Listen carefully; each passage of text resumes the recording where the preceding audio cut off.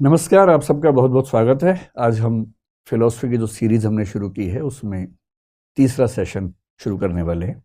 आज के लिए सोचा ये था कि हम चार्वाक दर्शन पर बात करें, जो कि भारत का एक अर्थ में सबसे लोकप्रिय दर्शन है, एक अर्थ में सबसे बदनाम दर्शन है। दोनों बातें उस पर लागू होती हैं, और वैसे भी जो बदनाम है ज़्यादा लोकप्रिय वही होते हैं, आपको पता ही है, समाज में आमतौर पर ऐसा ही होता है।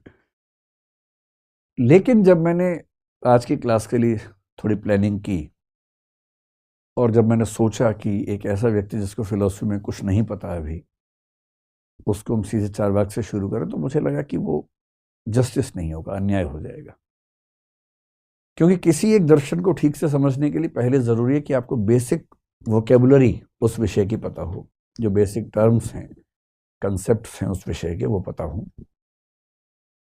तो फिर मैंने तय किया कि चार्वाक को लाएंगे, 2-4 दिन के बाद ले आएंगे, लेकिन पहले 2-4 दिन कुछ बेसिक कंसेप्ट समझें, जिन कंसेप्ट से चार्वाक अपने आप समझ में आ जाता है। चार्वाक ही क्यों, जैनिज्म भी, बुद्धिज्म भी, वेदांत भी, शंकराचार्य भी, सब उन कंसेप्ट्स की बदौलत, उन कंसेप्ट्स की मदद से समझ में आते हैं, और पश्चिम के लोग भी उनसे समझ में आ जाते हैं।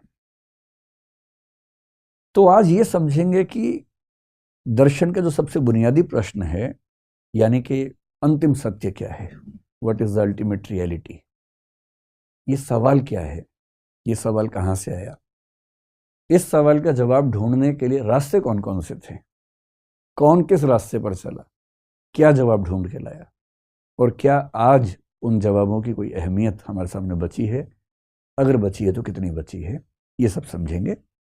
और फिर वहां से आपकी जिज्ञासाएं थोड़ी सी और बेहतर हो पाएंगी। तब हम, तो मैं एक शब्द लिखता हूं, अल्टीमेट ट्रुथ, अंतिम सत्य क्या है। या देखिए, दर्शन में सत्य और सत्ता ये भी दो अलग चीजें होती हैं। जब मैं कह रहा हूं कि ट्रुथ एक चीज है, तो ट्रुथ जरूरी नहीं है कि वही हो जिसको हम अल्टीमेट एग्जिस्टेंस कहें। और मैं आज जिस पर बात करना चाह रहा हूं वो अल्टीमेट एग्जिस्टेंस की बात है। यानी दरअसल वो कौन सी चीज है जिससे सब कुछ बना है, ये सारी दुनिया कैसे बनी, किसने बनाई, किस प्रोसेस से बनी। और जब दर्शन की बारीकियों में जाते हैं तो सत्य और सत्ता, ट्रुथ और एग्जिस्टेंस, ये भी अलग शब्द हो जाते हैं। जो पहला सेशन था, मैंने बताया था कि फिलॉसफी की 3 बेसिक ब्रांचेस, जिनमें से एक मेटाफिजिक्स है, एक एपिस्टेमोलॉजी है, एक जिसको हम एक्सियोलॉजी कहते हैं। लेकिन फिलॉसफी की जो मूल ब्रांच, जिसका इंटरेस्ट हम सबके मन में होता है, उस मूल ब्रांच का नाम मेटाफिजिक्स ही है। और मेटाफिजिक्स का मतलब क्या है, इस ब्रह्मांड के संबंध में अंतिम प्रश्नों के जवाब देना। हिंदी में इसको हम तत्व मीमांसा कहते हैं, मेटाफिजिक्स को। मेटाफिजिक्स को ही मोटे तौर पर एक और नाम से भी जानते हैं, जिसको बोलते हैं ओंटोलॉजी। तो कहीं आप ओंटोलॉजी शब्द पढ़ें तो इसका मतलब आपके स्तर पर यही है कि दोनों एक ही बातें हैं, एक ही शब्द को 2 तरीके से कहने का रिवाज है दर्शन में। मेटाफिजिक्स के 3 मूल प्रश्न मैंने आपको बताए थे, जिनमें से एक प्रश्न है इस संसार के बारे में, इस कॉस्मोस के बारे में, ये ब्रह्मांड, ये जगत, ये संसार कैसे बना, किसने बनाया, क्यों बनाया, ये सारे सवाल। दूसरा सवाल जो आपको ज्यादा इंटरेस्ट क्रिएट करेगा वो है आत्मा के बारे में, सोल, कॉन्शियसनेस बेसिकली। और तीसरा सवाल है ईश्वर के बारे में, जिसको बोलते हैं गॉड।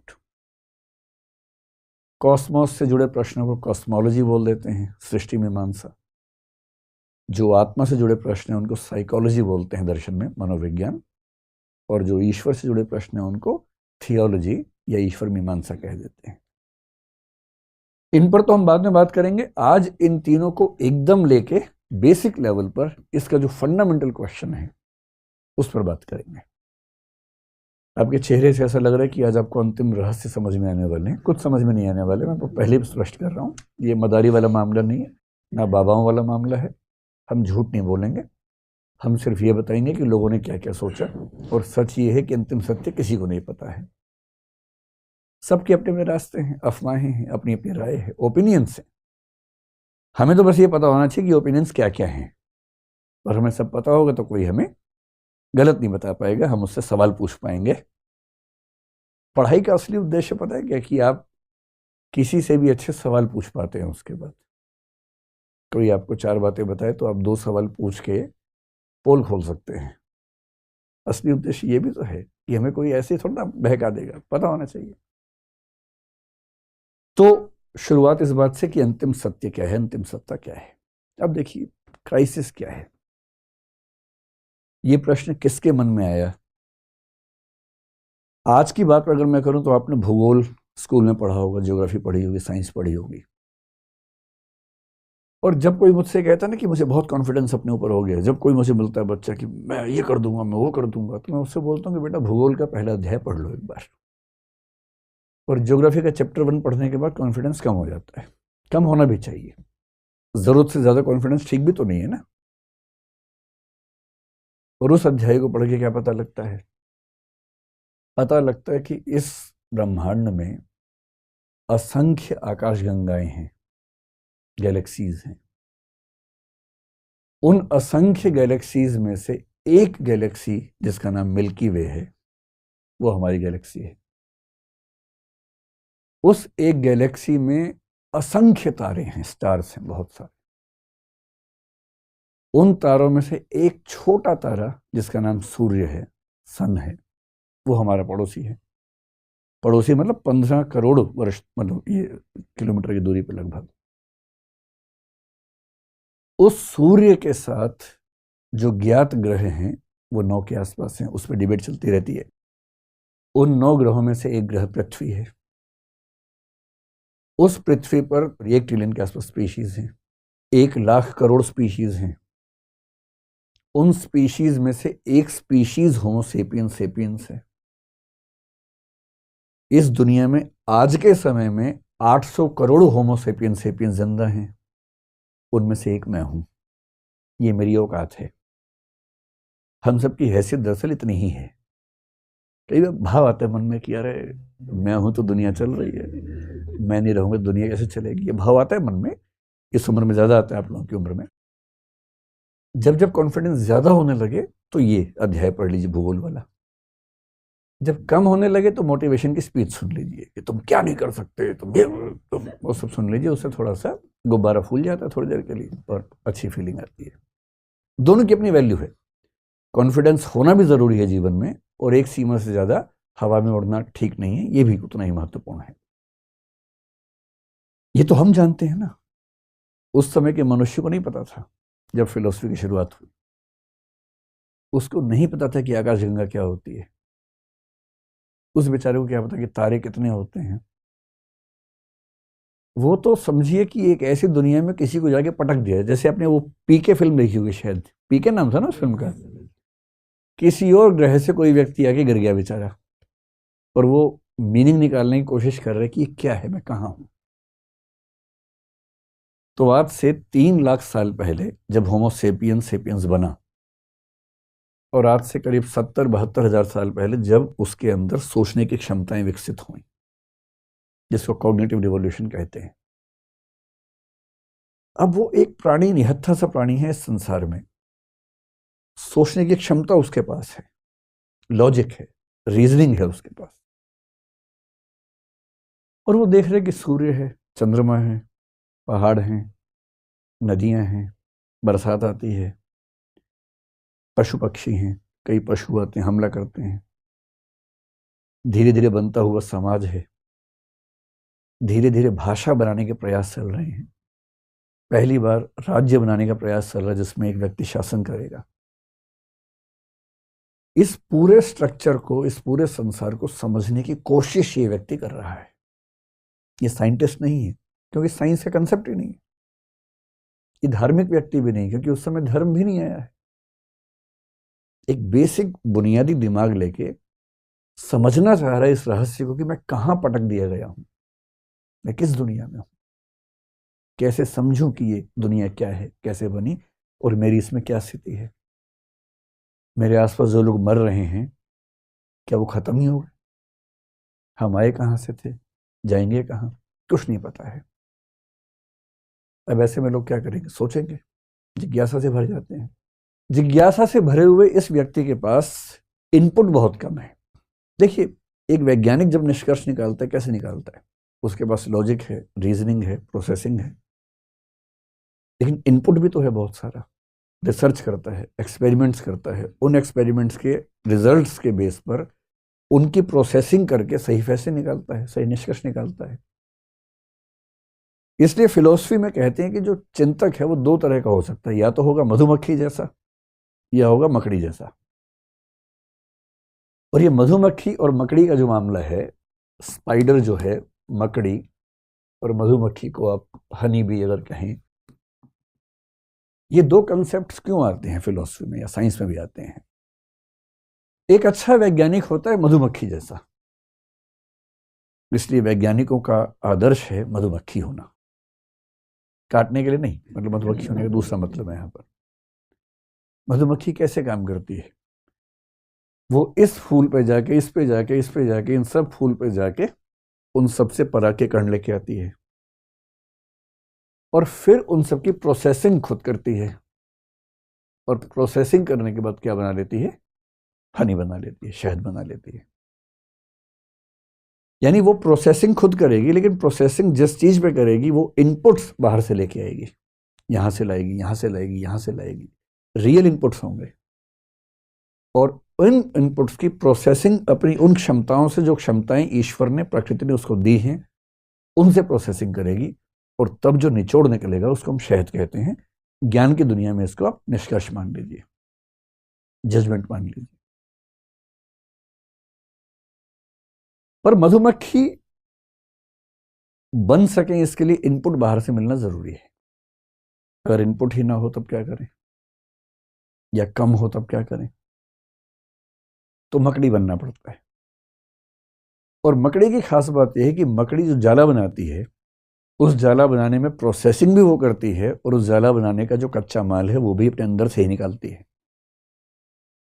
यानी कॉजेशन की दुनिया में, कारणता की दुनिया में, तकनीकी शब्द हैं, आप परेशान होंगे, बस ये समझें कि कच्चा माल निकालने से लेकर उसकी प्रोसेसिंग तक का सारा काम मकड़ी खुद ही करती है। फिलोसफी में इसको बोलते हैं कि वो मेटीरियल कॉज भी खुद है, उपादान कारण भी खुद है, और एफिशिएंट कॉज यानी कि निमित्त कारण भी खुद ही है, दोनों खुद है। इसलिए जब तक हमारे पास बहुत सारे इनपुट्स ना हो, बहुत सारे तथ्य ना हो, हम मकड़ी बन के काम करते हैं। और अधिकांश दार्शनिक मकड़ी के रास्ते पर चलते हैं। वो अपने अंदर से कल्पनाएं करते हैं, उन कल्पनाओं को अपनी रीजनिंग पावर से जस्टिफाई करते हैं, प्रोसेसिंग करते हैं, डाउट्स निकालते हैं, ठीक करते हैं। और यही कारण है कि अलग अलग दार्शनिक एक ही चीज की व्याख्या एकदम अलग अलग करते हैं, और हर व्याख्या लॉजिकली ठीक लगती है, क्योंकि उन्होंने अपने दिमाग से सारी बातें सोची हैं। और साइंटिस्ट क्या करता है, रिसर्च करता है, रिसर्च करने के बाद निष्कर्ष निकालता है। विज्ञान का भी अंतिम प्रश्न है कि ब्रह्मांड कैसे बना। दर्शन का भी आखिरी प्रश्न है कि ब्रह्मांड कैसे बना। धर्मों को भी इसमें रुचि है कि ब्रह्मांड कैसे बना। अंतर उनके रास्ते का है, अंतर उसके मेथड का है। धर्म आस्था और फेथ के बल पर काम करता है। धर्म आसान उत्तर प्रोवाइड करता है आम आदमी को, जो बहुत गहरे नहीं है, बहुत तार्किक नहीं है, किंतु आम आदमी निश्चिंत हो जाए ऐसे गोलमोल आंसर प्रोवाइड करता है। दर्शन तार्किक उत्तर देता है मकड़ी के तरीके से, और विज्ञान अनुभविक एम्पायरिकल एविडेंसेस इकट्ठे करने के बाद तब जजमेंट निकालता है, और विनम्रता से मानता है कि कल को मैं गलत साबित हो सकता हूं। जैसी को नया एक्सपेरिमेंट मुझे गलत साबित करेगा, मैं गलत हो जाऊंगा। भाई आइंस्टीन ने इतने महान महान प्रयोग किए, उनको 1921 में नोबेल प्राइज मिला फोटॉन्स पर उन्होंने जो काम किया उसके लिए। वही आइंस्टीन अपने समय में ही गलत साबित होने शुरू हो गए थे। आइंस्टीन के समय में क्वांटम फिजिक्स का जब एक प्रयोग हुआ, डबल स्लिट एक्सपेरिमेंट उसको बोलते हैं, और कुछ और प्रयोग हुए आइंस्टीन के समय में। एक प्रयोग हुआ जिसको क्वांटम एंटेंगलमेंट आजकल एक कंसेप्ट है, जिस पर 2022 का नोबेल प्राइज मिला है फिजिक्स का, आइंस्टीन के समय में आया। और आइंस्टीन ने दो और वैज्ञानिकों के साथ मिलकर एक ईपीआर पैराडॉक्स का जिक्र किया और कहा कि क्वांटम फिजिक्स के नियम गलत हैं, क्योंकि ये फिजिक्स के बुनियादी नियम के खिलाफ हैं। खारिज कर दिया। और आइंस्टीन की मौत के बाद 1960 के दशक में एक प्रयोग हुआ, बेल एक्सपेरिमेंट कहते हैं, 1972 में, फिर 1980 के दशक में, और उसके बाद 3 अलग अलग वैज्ञानिकों ने साबित किया कि आइंस्टीन की धारणा क्वांटम एंटेंगलमेंट के मामले में गलत थी। और इन 3 वैज्ञानिकों को, जो अलग अलग समय में काम कर रहे थे, एक साथ 2022 में नोबेल प्राइज देना पड़ा, क्योंकि वो आइंस्टीन की गलती को ढूंढ पाए। विज्ञान का यही मजा है। विज्ञान में धौंस नहीं है कि मैंने कह दिया तो अंतिम सत्य है। विज्ञान में न्यूटन भी गलत साबित हो सकता है, आइंस्टीन भी गलत साबित हो सकता है, हर कोई गलत साबित होता है। डार्विन गलत साबित हुआ कई मामलों में, लेकिन कई मामलों में शानदार है। धर्म में इतनी आजादी नहीं होती है, दर्शन में होती है, विज्ञान में होती है। इसलिए तीनों का मूल प्रश्न यही है, और दर्शन ने इसमें क्या संभावनाएं ढूंढनी, हमें इनको समझना है। ध्यान रखिए, विज्ञान बाद की बात है, शुरुआती प्रयास दर्शन के लोग कर रहे हैं। आगे चल के विज्ञान ने उसमें से बहुत सारी चीजों को अपने हाथ में ले लिया और अच्छे से लिया। मेटाफिजिक्स या दर्शन का अंतिम प्रश्न जो है कि अंतिम सत्ता किसकी है, जो अल्टीमेट ट्रुथ या अल्टीमेट एग्जिस्टेंस है, वो किसका है। इस प्रश्न के बेसिकली 2 प्रश्न हैं, इसको 2 प्रश्नों में तोड़ लेते हैं। एक प्रश्न ये है कि अल्टीमेट एग्जिस्टेंस कितने हैं, नंबर कितना है। अंततः जितनी सत्ताएं हैं उनका नंबर कितना है, एक ही है या ज्यादा है या 2 हैं या 10 हैं कि 50 हैं कि 100 हैं कि 1000 हैं। एक तो ये सवाल है। और दूसरा ये कि जो अंतिम सत्ता है उसकी नेचर क्या है। नेचर का मतलब वो कैसी है सत्ता, उसका नाम क्या है, उसकी विशेषताएं क्या है, इसको बोलते हैं nature of the ultimate reality क्या है। अब स्वाभाविक सी बात है कि जिज्ञासु व्यक्ति के मन में दोनों प्रश्न साथ साथ ही आए होंगे। ये एक ऐसा तो है नहीं कि एक प्रश्न पहले एक बाद में आएगा, साथ साथ ही आए होंगे। और जब हम सोचते हैं तो हमारे पास सोचने के 2 तरीके होते हैं सामान्य रूप से, तीसरा बाद में आता है। कोई आपसे पूछे कि भाई इस संसार में अंतिम सत्ताएं कितनी हैं, तो एक नजर में तो भाव ये आता है कि भाई इतना वैविध्य, डाइवर्सिटी दिख रही है, सब तो सत्य ही है, हम किसे खारिज करें। तो पहला आंसर स्वाभाविक रूप से अधिकांश लोगों के मन में आता है, जिसको हम बोलते हैं प्लूरलिज्म, यानी कि अनेकवाद या बहुत्ववाद। यानी बहुत सारी अंतिम सत्ताएं हैं, एक नहीं है, 2 नहीं है, बहुत सारी अंतिम सत्ताएं हैं। सरल भाषा में कहें, लोहा भी अंतिम सत्ता है, लकड़ी भी अंतिम सत्ता है, पानी भी अंतिम सत्ता है, आग भी अंतिम सत्ता है, हवा भी अंतिम सत्ता है। मैं कैसे कह दूं कि हवा और पानी एक ही हैं? मैं कैसे कहूं कि आग और पानी एक ही हैं? अलग अलग हैं। और जब इतनी सारी चीजें अलग अलग हैं तो ये मान लेते हैं कि अंतिम सत्ताएं बहुत सारी हैं, इसमें कहाँ कोई दिक्कत है। अच्छा, जब आप कहेंगे बहुत सारी हैं, आम आदमी को बहुत सारी दिख रही हैं, तो आपको भाव क्यों देगा? सोचेगा आप तो वही कह रहे हैं जो मैं भी देखता हूं, फिर आप किस बात के दार्शनिक हुए? तो दार्शनिकों को और धार्मिक लोगों को ना इससे चैन नहीं पड़ता है। उनको लगता है ना, इतनी सारी डाइवर्सिटी के मूल में कुछ तो होना चाहिए, कुछ तो होना चाहिए। और मन करता है कि किसी एक पे ही सारा थोप दे। एक आते ही ना मन को बड़ा एक संतोष मिलता है कि चलो फाइनली पता लग गया कौन है। ये वाला सेटिस्फेक्शन इतना परेशान करता है कि कुछ लोगों ने कहा ना भाई, अंतिम सत्ता केवल एक है। और जिन्होंने कहा कि अंतिम सत्ता केवल एक है, इनको बोलते हैं मोनिज्म या मोनिस्ट, यानी एकवाद। एकवाद सिंपल, अनेकवाद एकवाद। अनेकवाद वो हैं जो कहते हैं कि अंतिम सत्ताएं बहुत सारी हैं। एकवाद या एकवादी लोग वो हैं जो कहते हैं कि अंतिम सत्ता एक है, बस। लेकिन इस बीच में कुछ और लोग उभरे और बोले कि ना, अंतिम सत्ता ना तो अनेक है ना एक है, बल्कि 2 हैं। और इनका नाम पड़ गया ड्यूअलिज्म या द्वैतवाद, जिसका मतलब है कि अंतिम सत्ताएं 2 हैं। अब आप सोचेंगे कि 2 का लफड़ा कहां से आ गया?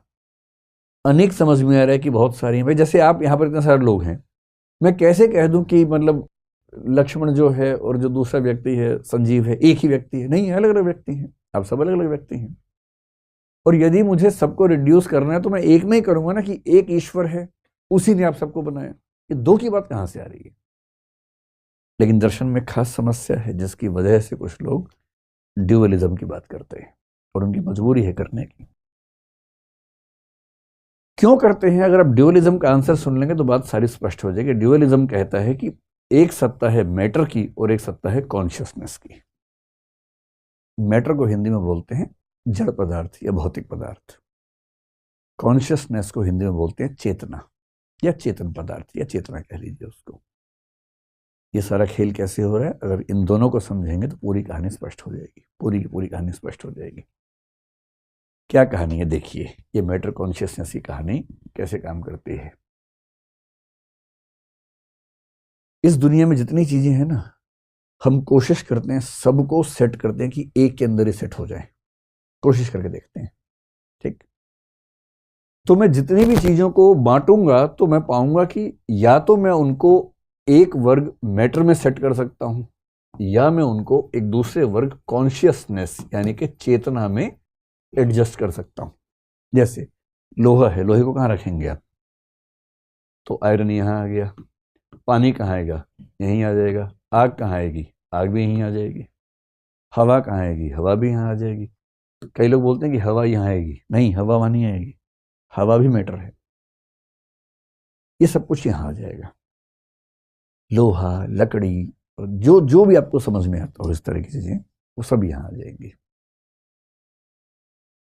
लेकिन अगर मैं आपसे पूछूं कि एक चीज है विचार, थॉट, थॉट भी तो है ना दुनिया में। हम सब लोग थॉट मतलब सोचते हैं, थॉट्स हमारे मन में आती हैं। फिर आपके मन में एक चीज आती है इमोशन।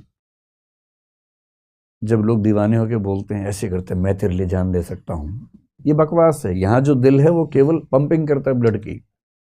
जब बहुत ज्यादा इमोशन है तो सिर के दाईं तरफ हाथ रख के बोल रहे हैं मैं तेरे लिए जान दे सकता हूँ, क्योंकि राइट हेमिस्फीयर ऑफ माइंड में इमोशंस आते हैं। इमोशंस यहाँ नहीं आते हैं, ये कल्पनाएं हैं। इमोशंस यहाँ आते हैं, राइट साइड में आते हैं।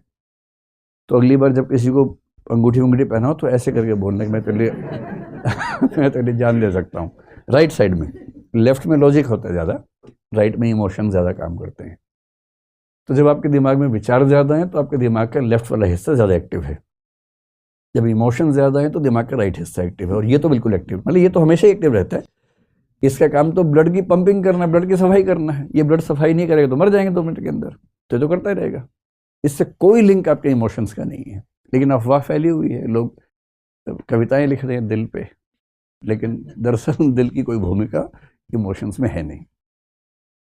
थॉट्स हैं, इमोशंस हैं। इसके अलावा कभी कभी आपकी विल पावर भी काम करती है कि मैं आज तो सिगरेट छोड़ ही दूंगा, मुझे कसम है मेरी मैया की, अगर मैंने सिगरेट पी तो। और विल पावर से आदमी कई बार छोड़ भी देता है कुछ चीज़ें, या कुछ चीज़ें शुरू करता है। कल से सुबह 5 बजे उठ के प्राणायाम करना ही करना है, और मान लीजिए सच में कर लिया तो विल पावर है इसका मतलब। नहीं कर पाए तो विल पावर की कमी है। ये विल पावर क्या चीज़ है? ये विल पावर भी तो कॉन्शियस वाली चीज़ है ना। थिंकिंग का मामला हो, इमोशंस का मामला हो, विल पावर का मामला हो, इन्हीं से जुड़ी बहुत सारी और भी चीज़ें हैं। कोई राय है आपकी, ओपिनियन है। ये ओपिनियन क्या चीज़ है? आपका कोई बिलीफ है, विश्वास है आपको, यहाँ तक कि अंधविश्वास मान लीजिए, सुपरस्टिशन है, वो क्या है? अब आपके मन में कभी कभी आ रहा होगा कि ये क्लासिफिकेशन जैसे हो रहा है, इसका आधार क्या है? मैं आपको आधार बताता हूँ। आपने कुछ ऐसे लोगों को सुना होगा कि आपको पता है कि आत्मा पर रिसर्च करते हुए एक व्यक्ति ने आत्मा का वजन बताया 21 ग्राम की आत्मा होती है। एक रिसर्च है, बाद में खारिज हो गई वैसे वो रिसर्च, लेकिन कुछ मतलब मैं ऐसे शब्दों का प्रयोग करने से बचता हूँ, लेकिन मैं कहना चाह रहा हूँ कि ऐसे मूर्खों की बातें मत आइएगा। ये बहुत बड़ी मूर्खता वाली बात है अगर कोई आत्मा का वजन 21 ग्राम बता रहा है तो। क्यों? क्योंकि जितने लोग आत्मा को मानते हैं उनमें से अधिकांश ये मानते हैं कि आत्मा एक कॉन्शियस चीज है, और कॉन्शियस चीज का वजन नहीं हो सकता। इसलिए आत्मा का वजन बताना एक तरह का गधापन है, अगर आप उसको कॉन्शियस मान रहे हैं तो। हालांकि कुछ लोग आत्मा को कॉन्शियस नहीं भी मानते, वो ऐसी बात करें समझ में आता है, लेकिन जो कॉन्शियस मानते हैं, जो कि ज्यादातर लोग हैं, आपने ये भी सुना होगा कि एक बार एक आदमी मरने वाला था, उसके कमरे की सारी खिड़कियां दरवाजे बंद कर दिए गए, कोई जगह नहीं छोड़ी गई, और जैसे ही वो मरा कांच टूट गया। मुझे नहीं पता कांच क्यों टूटा, टूटा कि नहीं टूटा, लेकिन अगर टूटा है तो उसकी वजह कुछ और रही होगी, ज़्यादा गर्मी हो गई होगी, ये सब वजह रही होगी। क्योंकि आत्मा को निकलने के लिए कांच तोड़ने की जरूरत नहीं, क्योंकि आत्मा विचार जैसी है। एक बात ऐसी हुई कि कमरा बंद है, विचार नहीं आ रहे मेरे मन में। अब सोच के देखिए, या शीशा लगा से धूप नहीं आ रही, धूप तो भौतिक वस्तु है। जब धूप जैसी भौतिक वस्तु, धूप क्या है, प्रकाश क्या है, इलेक्ट्रोमैग्नेटिक वेव है। जिसको आइंस्टीन ने साबित किया कि प्रकाश केवल वेव नहीं है, पार्टिकल भी है, फोटॉन्स उसका नाम दिया, उसी में नोबेल प्राइज मिला उसको। धूप जैसी चीज जो प्रकाश है, जो कि भौतिक वस्तु है, जब वो शीशा तोड़े बिना अंदर आ सकती है, तो चेतना, शुद्ध चेतना, जिसका मतलब है विचार, भावना, और कोई अगर आपसे ये कहता वो देखे ना कि मैं बहुत परेशान हूं, कमरे के अंदर बंद हूं और मुझे याद नहीं आ रहा कुछ भी, मेरे विचार बाहर छूट गए थे और मैं अंदर आ गया हूं, मुझे अपने विचार लाने के लिए बाहर जाना है, दरवाजा खोल दो या खिड़की खोल दो ताकि विचार आ सके अंदर। ये कुछ कुछ वैसी बात है। इसलिए ऐसे लोगों की बात में नहीं आना है, तर्क का प्रयोग करना है, दिमाग का इस्तेमाल करना है। भौतिक वस्तु क्या है? बहुत लोगों ने कोशिश की डिफाइन करने की, कोई फाइनली कर नहीं पाए, लेकिन एक दो बातें स्पष्ट हो गई। भौतिक वस्तु का पहला लक्षण यह है कि वो स्थान जरूर घेरती है, उसमें एक्सटेंशन होता है, यानी वो स्पेस लेती है, उसमें वॉल्यूम होता है। ये सबसे बेसिक कैरेक्टरिस्टिक है। जो भी चीज स्थान घेरती है वो भौतिक वस्तु है, सिंपल है। ये नहीं कि वो मोटी होगी, पतली होगी, उसको छू सकते हैं, नहीं। कई चीजें आप छू नहीं पाएंगे, लेकिन वो स्थान घेरेंगे। कुछ भी मास एंड वॉल्यूम आप कह लीजिए, लेकिन बहुत सरल भाषा में बोलते हैं कि वो स्थान घेरती है। ठीक। दूसरा कि भौतिक वस्तु जैसी भी हो, उसको कभी ना कभी किसी ना किसी तरीके से, जो हमारी इंद्रियां हैं, इंद्रिय समझते हैं, आंख, कान, नाक, जीभ, त्वचा, ये जो है 5 सेंसेस हैं, सेंस ऑर्गन्स हैं, इन 5 सेंस ऑर्गन्स में से किसी ना किसी सेंस ऑर्गन से इन्हें परसीव किया जा सकता है, प्रत्यक्ष किया जा सकता है, ज्ञान प्राप्त किया जा सकता है। लेकिन इसका मतलब ये नहीं है कि नंगी आंखों से आप देख लेंगे। माइक्रोस्कोप बनाएंगे तो भी देखेंगे तो आंखों से ही। हो सकता है कि माइक्रोस्कोप बनाने के बाद देख पाए, हो सकता है कि टेलीस्कोप बनाने के बाद देख पाए, लेकिन टेलीस्कोप में अगर इतनी ताकत है तो खुद देख ले अपने आप। देख तो नहीं पाएगा ना, टेलीस्कोप तो आपके देखने की क्षमताएं बड़ी कर देगा, माइक्रोस्कोप बहुत छोटी चीजें देखने की क्षमता आपकी पैदा कर देगा। कुछ यंत्र आपकी सुनने की क्षमताएं बढ़ा देंगे, लेकिन सुनने की क्षमता तो आपकी इंद्रियों में ही है ना, कहीं और से तो आएगी नहीं। जो भी भौतिक पदार्थ है वो किसी न किसी ज्ञानेंद्रिय से जाना जा सकता है, बेशक कुछ इंस्ट्रूमेंट्स और डिवाइसेस की मदद से जाना जाए। अब बताइए हवा क्या है? भौतिक है, क्योंकि हवा आपको टच होती है, स्थान घेरती है हवा।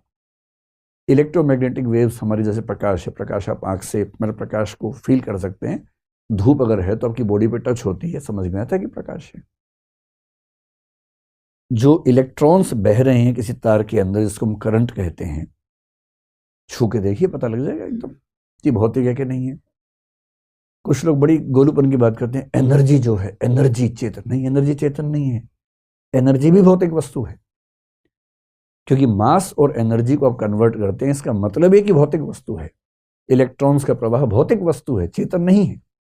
हाँ, किसी ने बहुत बढ़िया बात आपसे कही, आपके मन में एनर्जी आ गई, मोटिवेशन आ गया, वो एक अलग एनर्जी है। यहाँ उसकी बात नहीं हो रही है। फिजिकल चीजों से बनने वाली जो एनर्जी है, वो एनर्जी भी फिजिकल है, चाहे वो प्रवाह के रूप में हो, किसी भी रूप में हो। आपने आग, कोयले में आग लगा के उसकी हीट से, उसकी भाप से टरबाइन चला के बिजली बना ली, ये सब कुछ भौतिक है। बिजली भी भौतिक है, भाप भी भौतिक है, टरबाइन का चलना, गति भी भौतिक है। ये सब मटेरियल चीजें हैं। कॉन्शियसनेस वो है जिस पर ये दोनों बातें लागू नहीं होती हैं, वो स्थान नहीं घेरती है। और ना आप इन 5 इंद्रियों से, छठी इंद्रिय जिसको मन कहते हैं, वो अलग चीज है। इन 5 इंद्रियों से आप इन चीजों को परसीव नहीं कर सकते। तो जिस भी चीज को आप परसीव 5 इंद्रियों से ना कर सके, और जो भी चीज स्थान न घेरती हो, मोटे तौर पर मान लीजिए कि वो कॉन्शियसनेस है, या उससे निकलने वाली कोई चीज है, थॉट है। क्या आप बता सकते हैं कि आपका कौन सा विचार दूसरे विचार की तुलना में लंबा है, मोटा है, आगे खड़ा है, पीछे बैठा है? नहीं बता सकते। स्थान नहीं घेरता है, भावना भी स्थान नहीं घेरती है ना। आपने कभी अपने आप से कहा हो कि मैं अच्छाई की भावना लाना चाहूँ, पर बुराई की भावना आगे खड़ी हुई है, जगह नहीं दे रही उसको, ये बुराई तो हट ताकि अच्छाई आगे आ सके? नहीं, कुछ मतलब नहीं इन बातों का, क्योंकि स्थान नहीं घेरते हैं। और 5 इंद्रियों से आप नहीं देख सकते, आप अपनी आंख से अपने विचार को नहीं देख सकते, कुछ भी कर लें। कंसेप्चुअलाइज करना पड़ेगा, और कंसेप्ट बनाने की प्रक्रिया चेतन प्रक्रिया है, जिस पर सुकरात ने बहुत काम किया। भारत में कई लोगों ने, न्याय दर्शन ने बहुत काम किया उस पर। लेकिन कोई ये नहीं कहता कि भौतिक वस्तु है। अब कुछ दार्शनिक देखिए कितना गहरा सोच रहे हैं, इतना गहरा सोचते सोचते आ गए कि हम सारी भौतिक वस्तुओं को तो एक मान लेंगे कि भाई ये सब अंदर ही अंदर एक ही है, दिखने में अलग है, लोहा लकड़ी पानी बिजली सब एक ही है, हवा भी एक ही है, क्योंकि इन सब में एक कॉमन फैक्टर तो है कि स्थान घेरते हैं। और जितनी ये सब चीजें हैं ये सब भी अंदर ही अंदर एक हैं, क्योंकि इनमें भी कॉमन फैक्टर है कि ये स्थान नहीं घेरते और ये परसेप्टिबल नहीं है, ये हमारे 5 इंद्रियों से 5 सेंसेस से परसेप्शन नहीं हो सकता, प्रत्यक्ष नहीं हो सकता, अनुभव नहीं हो सकता। लेकिन कोई मुझसे कहे कि मैं इन दोनों को मिला के एक कर दूं, वो कैसे करूंगा? और जो लोग यहां के रुक जाते हैं उनको बोलते हैं ड्यूअलिस्ट, कि भाई अंतिम रूप से 2 सत्ताएं हैं, एक भौतिक एक चेतन। सारी भौतिक चीजों को मिला के एक मान लो, कोई बात नहीं, सारी चेतन चीजों को मिला के एक मान लो, पर मैं किसी भी आर्गुमेंट से ये कैसे साबित कर दूं कि भौतिक ही चेतन है और चेतन ही भौतिक है? मैं लोहे से विचार कैसे बना दूं और भावना से लकड़ी कैसे बना दूंगा? ये कैसे करूं? पर जिनका मन करता है ना ना कुछ और करना है, फिर वो आते हैं इस पर मौनिज्म पे, वो कहते हैं कि ना भाई अंत में तो एक ही सत्ता रहेगी। और इनके सामने कितना बड़ा चैलेंज है, आप समझ पा रहे हैं? अभी तक की जो बात हुई अगर मैं समअप कर दूं थोड़ा सा आसान भाषा में, आप लोग अभी हैं दैहिक रूप से, मतलब देह और मन दोनों के साथ हैं। कई बार क्या होता है कि शरीर तो है ही, मन है नहीं, सवाल उसका होता है। अब तक की जो बात हमने की, थोड़ी सी बात, वो ये है कि अल्टीमेट रियलिटी क्या है, इसको लेके नंबर्स की बात करें 3 ऑप्शंस हैं। जो सबसे सामान्य विचार है वो ये कि भाई बहुत सारे सत्ताएं हैं, और भारत के दर्शन में जैसे हमने पढ़ा तो भारत में चारवाक भी ये मानते हैं कि बहुत सारे सत्ताएं हैं, जैन भी ये मानते हैं बहुत सत्ताएं हैं, बौद्ध भी ये मानते हैं बहुत सारे सत्ताएं हैं, न्याय भी ये मानते हैं, वैशेषिक भी ये मानते हैं, मीमांसा वाले भी ये मानते हैं। जो नहीं मानते केवल सांख्य योग नहीं मानता और वेदांत नहीं मानता, बाकी सब मानते हैं कि सत्ताएं बहुत सारी हैं, बहुत सारी एग्जिस्टेंस हैं। तो अगर मैं मोटी सी बात आपसे कहूं कि भारत के अधिकांश दार्शनिक किस रास्ते पर चलते हैं? प्लूरलिज्म के रास्ते पर चलते हैं, अनेकवाद के रास्ते पर चलते हैं कि अंतिम सत्ताएं बहुत सारी हैं।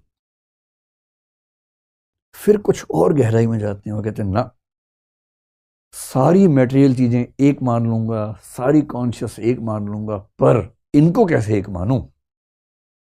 कौन सा रास्ता? ड्यूअलिज्म। और ड्यूअलिज्म के रास्ते पर भारत में चलने वाला दर्शन जो है वो सांख्य है, और थोड़ा सा योग भी कह सकते हैं, क्योंकि वो दोनों की मेटाफिजिक्स सेम है। भारत में सांख्य और योग, मुख्य रूप से सांख्य रियल ड्यूअलिस्ट फिलॉसफी है, एकदम द्वैतवाद। आगे चल के रामानुज ने एक द्वैत विशिष्ट अद्वैत की बात की, मैंने कहा था ना विशिष्ट अद्वैतवाद उनका है। अंदर द्वैतवाद है, बाहर ऊपर से फिर बाद में पर्दा उसके ऊपर उड़ा दिया है अद्वैतवाद कर दिया, अंदर ही अंदर वो भी ड्यूअलिज्म को मानते हैं। और मध्वाचार्य पक्के ड्यूअलिस्ट हैं, उनका नाम ही दर्शन का द्वैतवाद है। ये 2-3 ब्रांचेस द्वैतवाद को मानते हैं, पर कुछ लोगों का मन नहीं मानता है, उनको चाहिए अंतिम सत्ता एक सिर्फ।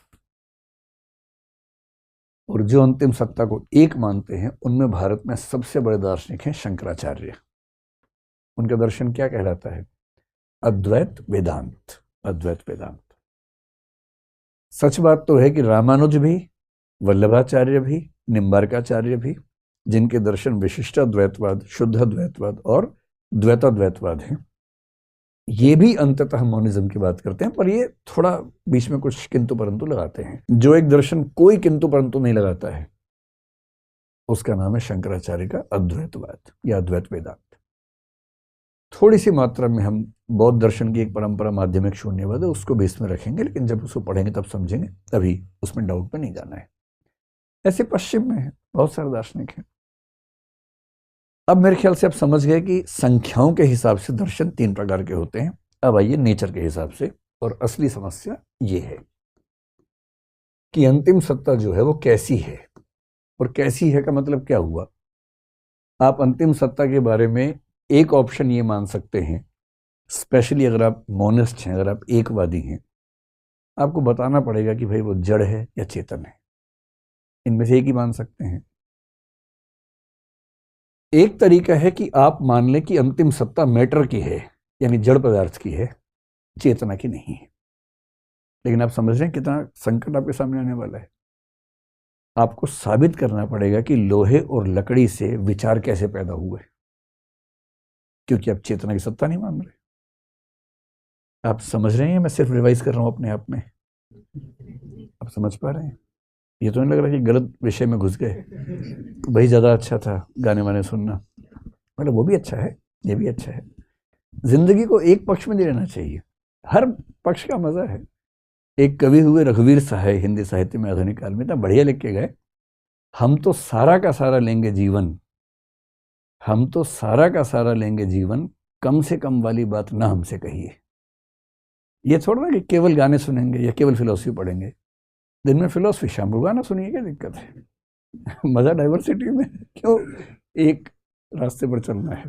हर रास्ते पे चलिए। खैर, एक तरीका यह है कि हम मान लें कि अंतिम सत्ता जो है वो भौतिक वस्तु की है, जड़ पदार्थ की है। चैलेंज ये है कि आपको साबित करना पड़ेगा कि जड़ पदार्थ से चेतना यानी कि विचार यानी कि भावनाएं कैसे पैदा हो। यह आसान नहीं है, नानी मर जाती है साबित करने में वैज्ञानिकों की, बहुत मुश्किल काम है। आज तक के सारे वैज्ञानिक मिलके भी ये साबित नहीं कर पाए। मतलब हम सैद्धांतिक रूप से मान लेते हैं कि मैटर से लाइफ पैदा हुई होगी अगर हम डार्विन को फॉलो करें, हालांकि डार्विन ने भी इसमें एक पेच लगा दिया, लेकिन आज तक किसी लेबोरेटरी में ऐसा हो नहीं पाया कि अब भौतिक वस्तुओं से जीवन पैदा करके दिखा दें। आज तक नहीं हुआ है, कोशिश चल रही है, बहुत सालों से चल रही है, कहानियां हैं, हाइपोथेसिस बहुत सारी हैं, धारणाएं बहुत सारी हैं, पर एक भी ऐसा रियल एक्सपीरियंस अब तक हुआ नहीं है। तो भौतिक पदार्थों से जीवन और जीवन के साथ चेतना, कॉन्शियसनेस, इसे कैसे पैदा करेंगे, ये सवाल तो आ ही जाएगा उसके बाद। दूसरा तरीका ये आप कहें कि नहीं भाई, अंतिम सत्ता एक ही है और वो है कॉन्शियसनेस। चेतना ही अंतिम सत्य है, विचार, भावना, चिंतन, मनन, संकल्प, जिसको महात्मा कहते हैं या आजकल की भाषा में मस्तिष्क कहते हैं, मस्तिष्क से निकलने वाले विचार कहते हैं, वो अंतिम सत्ता है। मानने में क्या जा रहा है, मान लीजिए, लेकिन तब आपको यह बताना पड़ेगा कि विचार से लोहा कैसे पैदा हुआ। दम है तो करके देख लीजिए, मन में सोचिए लोहे का विचार, लोहा सामने आ जाए तो मान लेंगे कि विचार से लोहा पैदा हो जाता है। और अगर लोहा सामने नहीं आ रहा है क्योंकि विचार करने से तो लोहे का विचार ही आता है, लोहा तो नहीं आ रहा उससे। तो दूसरे जो वर्ग के लोग हैं, कॉन्शियसनेस को मानते हैं अंतिम सत्ता, उनके सामने संकट है कि कैसे कॉन्शियसनेस से मैटर को साबित करें। और कॉन्शियसनेस मानने वाले आमतौर पे मानते हैं कि जो अंतिम सत्ता है वो ईश्वर की है, वही परम कॉन्शियसनेस है, उसी से जगत का निर्माण हुआ है। जो पहले वाले हैं आमतौर पे ईश्वर को नहीं मानते, वो इस जगत को अंतिम सत्ता मान लेते हैं। तीसरे कुछ लोग हैं और गहराई में चले जाते हैं, वो कहते हैं कि ना ये है ना वो है। जो अंतिम सत्ता है वो इन दोनों से न्यूट्रल है। अंतिम सत्ता तो है पर ना जड़ की है ना चेतना की है, इन दोनों से न्यूट्रल है। समझेंगे क्या कहना चाह रहा है? एक व्यक्ति विशेष रूप से, शायद आपने नाम सुना होगा, स्पिनोजा नाम के एक व्यक्ति हुए हैं दर्शन में बहुत महत्वपूर्ण, उन्होंने ये बात कही। और बाकी फिर कुछ लोग जब बहुत थक जाते हैं, हार जाते हैं, फिर बोलते हैं नहीं यार, हम तो ना ड्यूअलिज्म को ही मान लेते हैं, और ड्यूअलिज्म का मतलब है कि अंतिम सत्ता जड़ की भी है और चेतना की भी है, हम क्यों इस झगड़े में पड़े, छोड़ो ना। लेकिन ड्यूअलिज्म से भी समाधान नहीं निकलता है, बहुत मुश्किल है। पश्चिम में एक दार्शनिक बेचारा लहूलुहान हो गया इसको साबित करने के चक्कर में, उसका नाम डेकार्ट है, आपने शायद सुना होगा। उसने कहा कि एक शरीर है हमारा, एक हमारी आत्मा है। वो बहुत प्रसिद्ध वाक्य आपने सुना ना कि I think therefore I am, मैं सोचता हूं अतः मैं हूं। ये जो विचार है, इसकी पूरी कहानी क्या है? वो रिसर्च कर रहा है, और फिलोसफी की रिसर्च लेबोरेटरी में नहीं होती है, वो किसी जंगल में अलग से कोने में बैठ के हो जाती है, क्योंकि वो सोच के करना होता है ना। उसने कहा कि मैं दुनिया की हर बात पर डाउट करूंगा, संदेह करूंगा, इसको बोलते हैं मेथड ऑफ डाउट। वो हर बात पर डाउट करता है। लोगों ने कहा धर्म में, उसने कहा बेकार की बात नहीं मानेंगे हम, जब तक मेरे हर प्रश्न का जवाब नहीं मिलेगा मैं कुछ नहीं मानूंगा। खूब डाउट किया, हर चीज पे डाउट किया, आसपास ये दिख रही है इन पे भी डाउट किया कि सच में है कि नहीं है। अंत में उसके मन में एक सवाल आया कि मैं हर चीज पे संशय कर रहा हूं, हर चीज पे डाउट कर रहा हूं, पर ये डाउट कौन कर रहा है? मैं ही तो कर रहा हूं। अगर मैं हर चीज पे डाउट कर रहा हूं तो कम से कम एक बात तय है कि कोई डाउट करने वाला तो है ही। तो डाउट करने के प्रोसेस में कम से कम एक को मानना पड़ेगा जो डाउट कर रहा है। अभी आप लोग कितने खुश हो रहे हैं, हाँ कितना अच्छा निष्कर्ष है, एकदम दो कौड़ी का निष्कर्ष निकला बाद में। ये बाद में पता लगा एकदम बकवास बात है ये, लेकिन उस समय लोग बड़े दीवाने हो गए इस बात के, बड़े दीवाने हो गए कि डाउट के प्रोसेस में एक चीज पे डाउट नहीं कर सकते, और वो ये कि कोई डाउट कर रहा है। तो डाउट कौन कर रहा है? आई थिंक का मतलब आई डाउट बेसिकली है, I doubt therefore I am, basically ये है। तो डाउट कौन कर रहा है? मेरा हाथ तो नहीं कर रहा, मेरा पैर तो नहीं कर रहा, नाक तो नहीं कर रही, माथा तो नहीं कर रहा। तो डाउट करने वाला कोई चेतन हो सकता है। वो डाउट हो ही रहा है, इसका मतलब मेरे भीतर कोई चेतना तो है ही। और ये कहानी सुना सुना के उसने साबित किया कि आत्मा होती है। इससे साबित हुआ कुछ नहीं, पर उसने कोशिश की, उसने अपनी तरफ से साबित करने का प्रयास किया कि आत्मा होती है। अब उसके सामने बड़ी दुविधा आ गई। उससे कहा कि आत्मा कॉन्शियस है, और ये शरीर क्या है? ये भी तो आप ही हैं। हम ऐसा ना बोलते हैं कि मेरा शरीर चल रहा है, आप बोलते हैं मैं चल रहा हूं, उसको भी तो मैं ही बोल रहे हो भाई। और जब दुख होता है, चेतना होती है, तब आप क्या बोलते हैं? मैं सोच रहा हूं। तो सोचने वाला भी मैं, चलने वाला भी मैं, जबकि सोचने वाला मैं चेतन है, चलने वाला मैं भौतिक है, शरीर है। अब उसके सामने बड़ा क्राइसिस है। उसने मान लिया कि शरीर एकदम अलग चीज है, चेतना एकदम अलग चीज है, आत्मा एकदम अलग चीज है। अब उसको ये समझाना है कि कभी कभी क्या होता है कि मेरा मूड खराब होने से मेरा शरीर निष्क्रिय होने लगता है। सबके साथ होता है। अगर आपका मन ठीक ना हो तो बॉडी भी काम नहीं करती है, और बॉडी को चोट लग जाए तो मन भी परेशान रहता है, दुख होने लगता है, बेचैनी होने लगती है। अगर ये दोनों एकदम अलग अलग हैं तो इनमें आपस में बात कैसे होती है?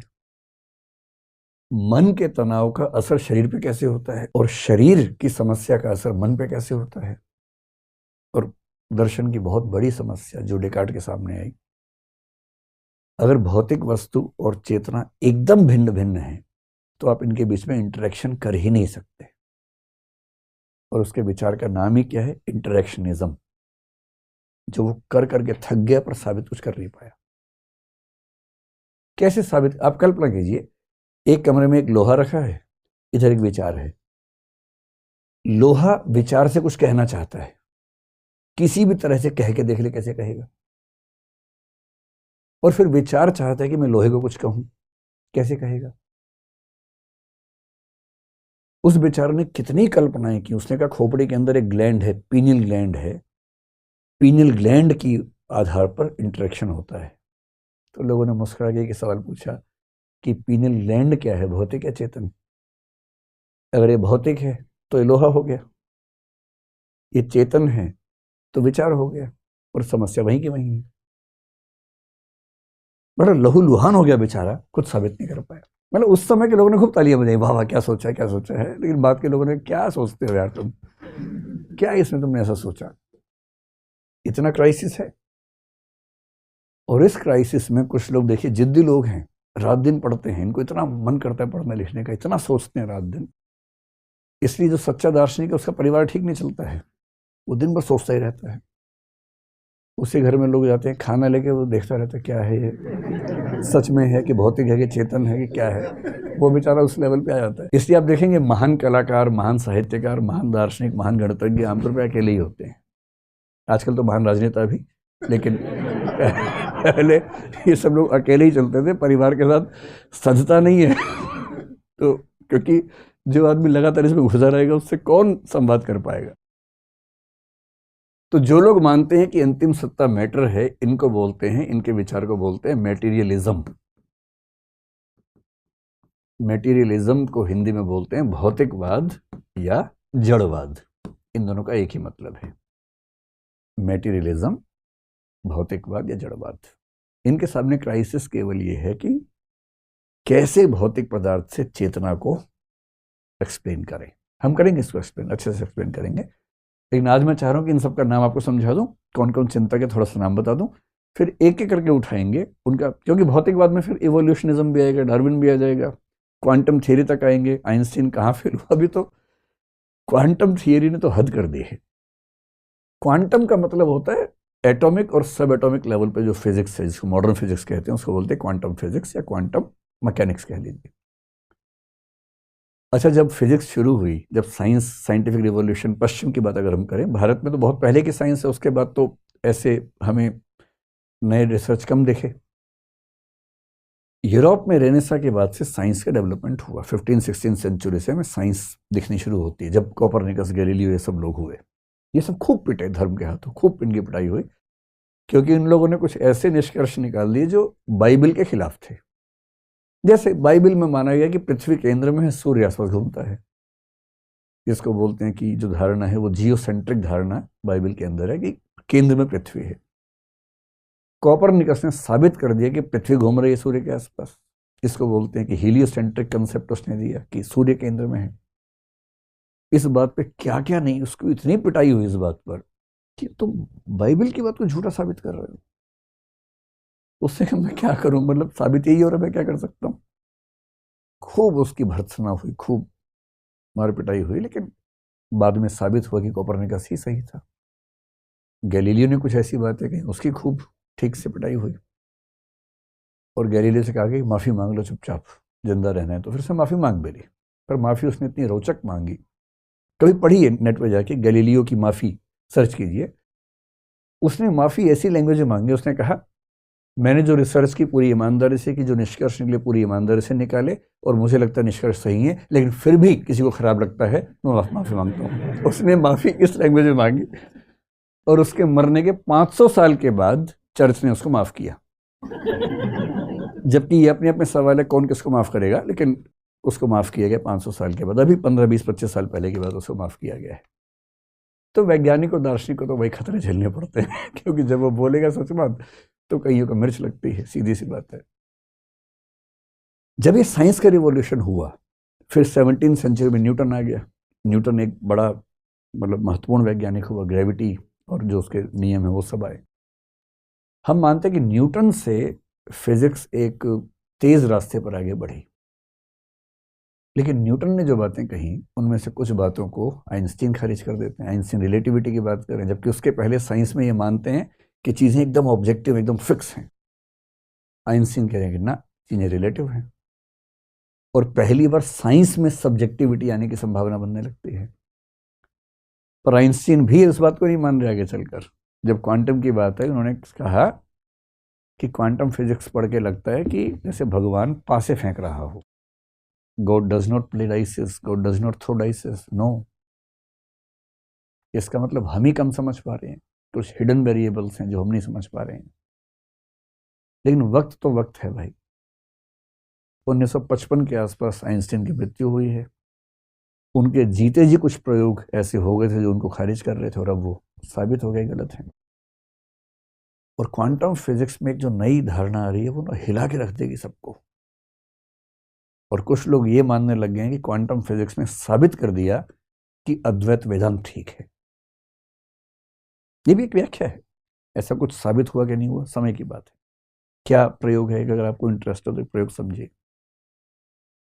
एक प्रयोग है, बड़ा प्रसिद्ध है, अगर आपको साइंस में रुचि हो। मुझे साइंस में रुचि बहुत ज़्यादा है, मुझे साइंस उतनी आती नहीं है, तो मैं अपने काम भर तरीके से कोशिश करता हूँ समझने की। क्योंकि जो स्कूल में साइंस पढ़ने का समय तब मैंने पढ़ी नहीं। अब मैं मेहनत कर करके सीखता हूँ कुछ कुछ, तो जितना समझ में आता है उससे कोशिश करता हूँ समझने की। डबल स्लिट एक्सपेरिमेंट कभी सर्च कीजिए नेट पे, बहुत प्रसिद्ध एक्सपेरिमेंट है, और ये मतलब पिछले 50-100 साल में लगातार इसके प्रयोग चल रहे हैं। प्रयोग ये है कि हम एक किसी सब एटॉमिक पार्टिकल को एक रास्ते से भेजेंगे और पैटर्न देखेंगे, और कंसेप्ट ये है कि अगर वो वेव है तो सामने की दीवार पे पैटर्न अलग तरीके से बनेगा, पार्टिकल है तो अलग तरीके से बनेगा। मोटी सी बात, पार्टिकल है तो आप समझ के चलिए कि अगर दो खिड़कियां हैं तो दो धाराएं बन जाएंगी। वेव है तो वेव क्योंकि टकराएगी आपस में, तो वो दो से ज्यादा धाराएं बन जाएंगी सामने की दीवार पर। ये बेसिक सा प्रयोग इस तरह का, नेट पे हजारों वीडियो इसके बारे में है। तो खूब प्रयोग किया। 19वीं शताब्दी की शुरुआत में एटम का कंसेप्ट आया। 19वीं शताब्दी के एकदम अंत में 1897 के आसपास इलेक्ट्रॉन की खोज हुई। 20th सेंचुरी की शुरुआत में न्यूट्रॉन की खोज हुई, प्रोटॉन की खोज हुई, न्यूक्लियस की खोज हुई, और इन सब की स्टडी को बोलते हैं क्वांटम फिजिक्स। मजे की बात है कि एटम के ऊपर की जो दुनिया चल रही थी, क्वांटम फिजिक्स में आके सारी धारणाएं चेंज हो गई। एकदम हिल गया है, पूरी फिजिक्स हिली हुई है इस समय। इसको मॉडर्न फिजिक्स कहते हैं आजकल। क्या एक्सपेरिमेंट हुआ है? एक्सपेरिमेंट ये हुआ कि जब हमने उसमें कुछ प्रयोग किए, प्रकाश को जब भेज के देखा, आइंस्टीन ने पहली बार कहा था कि प्रकाश एक वेव भी है और पार्टिकल भी। उससे पहले प्रकाश को वेव समझते थे, हम लहर समझते थे। आइंस्टीन ने कहा ना, वेव भी है पार्टिकल भी है, दोनों की तरह से बिहेव करता है, और उसको फोटोन कहा पार्टिकल के रूप में। अब जो चीज है ना, सुनेंगे तो कुर्सी पकड़ लीजिए, खिसक ना जाए कहीं, ऐसी इंटरेस्टिंग चीज है। इसी से आइंस्टीन हिल गए थे अपने समय में। प्रकाश को भेजा और प्रकाश वेव की तरह बिहेव कर रहा है, लेकिन कुछ चीजें समझ नहीं आ रही हैं। तो इनको ठीक से समझने के लिए क्या किया कि एक डिवाइस बनाई गई जो उस प्रयोग को ऑब्जर्व करेगी। और जैसी वो डिवाइस लगाई गई, प्रकाश का बिहेवियर पार्टिकल जैसा हो गया। ये क्या तमाशा हो रहा है भाई, अजीब तमाशा है। तो जैसी वो डिवाइस हटाई, वो फिर वेव जैसा हो गया। वेव जैसा कैसे हो रहा है? सामने दीवार पर जो इमेजेस बन रही हैं उससे पता लग रहा है। जैसे डिवाइस लगाई, फिर पार्टिकल हो गया। अब ये प्रयोग हजारों बार दोहराया गया और हर बार सेम रिजल्ट आया। और 2022 का नोबेल प्राइज जीतने वालों की धारणा क्या है कि जो प्रकाश है, जो फोटॉन्स हैं, देखे जाने पर उनका बिहेवियर चेंज हो जाता है। ये पूरी भौतिक वस्तु की ऐसी की तैसी हो गई है। वरना भौतिक वस्तु को इस बात से क्या फर्क पड़ेगा कि मैं देख रहा हूं उसको? भाई, सार्त्र ने कहा, कई दार्शनिकों ने कहा कि मनुष्य को फर्क पड़ता है। अगर मैं आपको लगातार देखने लगूं या आप किसी को लगातार देखेंगे तो उसका बिहेवियर चेंज होने लगता है, परेशान होने लगता है। ये इंसान में होता है, एनिमल्स में भी होता है। पर कभी ऐसा हुआ कि आप अपने पेन को लगातार देख रहे हैं और पेन हिलने लगे कि भाई नमत देखो ऐसे करके? ये तो कभी नहीं हुआ आपके साथ, है ना? हालांकि सहज योग वाले और कई लोग क्लेम करते हैं कि वो आंखों से चम्मच को मोड़ देते हैं।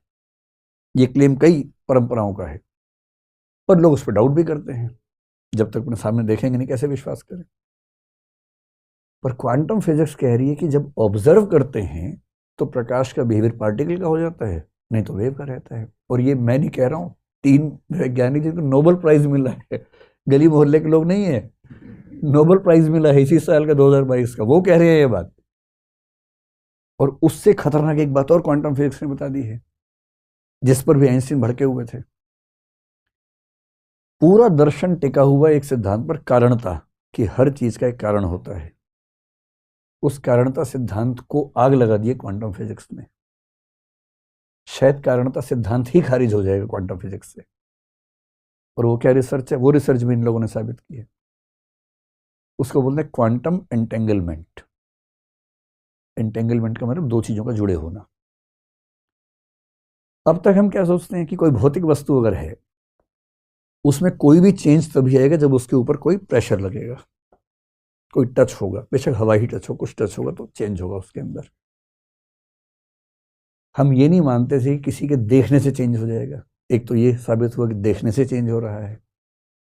और अगर देखने से चेंज हो रहा है तो इसका मतलब शंकराचार्य के दर्शन में साक्षी चैतन्य की धारणा है कि ब्रह्म एक ड्रीम की तरह से जगत का ऑब्जर्वर मात्र है। पूरा जगत केवल एक ऑब्जर्वेशन है और उस ऑब्जर्वेशन से ही चीजें बदल रही हैं। सांख्य दर्शन कह रहे हैं कि पुरुष यानी कि आत्मा के नजदीक होने मात्र से प्रकृति यानी भौतिक वस्तु में चेंजेस आने लगते हैं। अजीब हाल है। जिन चीजों को हम मजाक समझते थे, ऐसा लग रहा है कि इससे कुछ रास्ता निकल रहा है उसका। पहली बार ऐसा हुआ ना कि किसी के ऑब्जर्व करने से भौतिक वस्तु की नेचर चेंज होने लगी, ये तो पहली बार सामने आया। और दूसरी व्याख्या तो और खतरनाक हो गई है। हम ये मानते हैं कि कोई बाहरी प्रभाव पड़ेगा, दबाव लगेगा तो परिवर्तन आएगा किसी वस्तु में, भौतिक वस्तु में। अब एक धारणा आई है क्वांटम एंटेंगलमेंट की, जिसका मतलब ये है कि सब एटॉमिक लेवल पर, इलेक्ट्रॉन, प्रोटॉन, न्यूट्रॉन, न्यूक्लियस, किसी लेवल पर यह संभव है कि एक सब एटॉमिक पार्टिकल का कनेक्शन किसी और सब एटॉमिक पार्टिकल से कहीं और हो।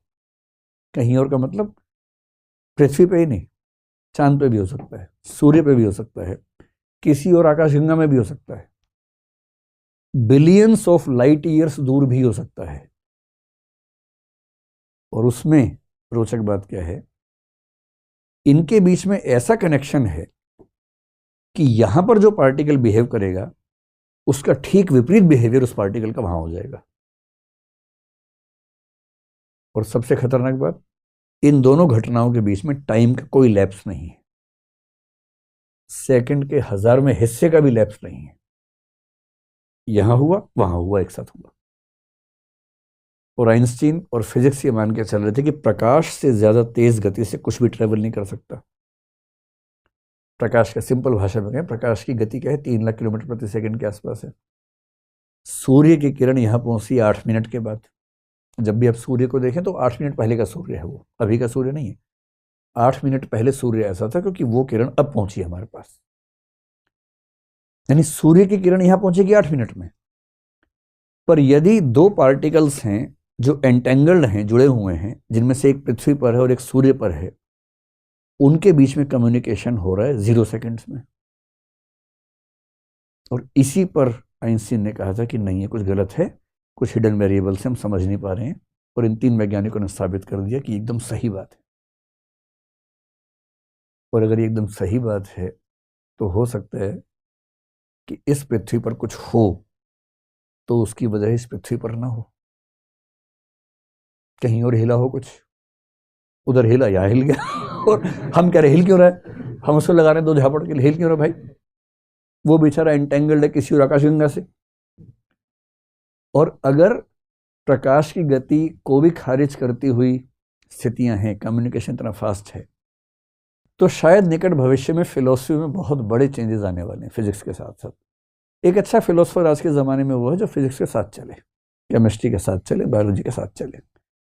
डार्विन का इवोल्यूशन पढ़े बिना आप दर्शन को पढ़ नहीं सकते आज के ज़माने में। मूर्खता होगी अगर आप केवल दर्शन पढ़ के काम चलाएं, साइंस को ना पढ़ें।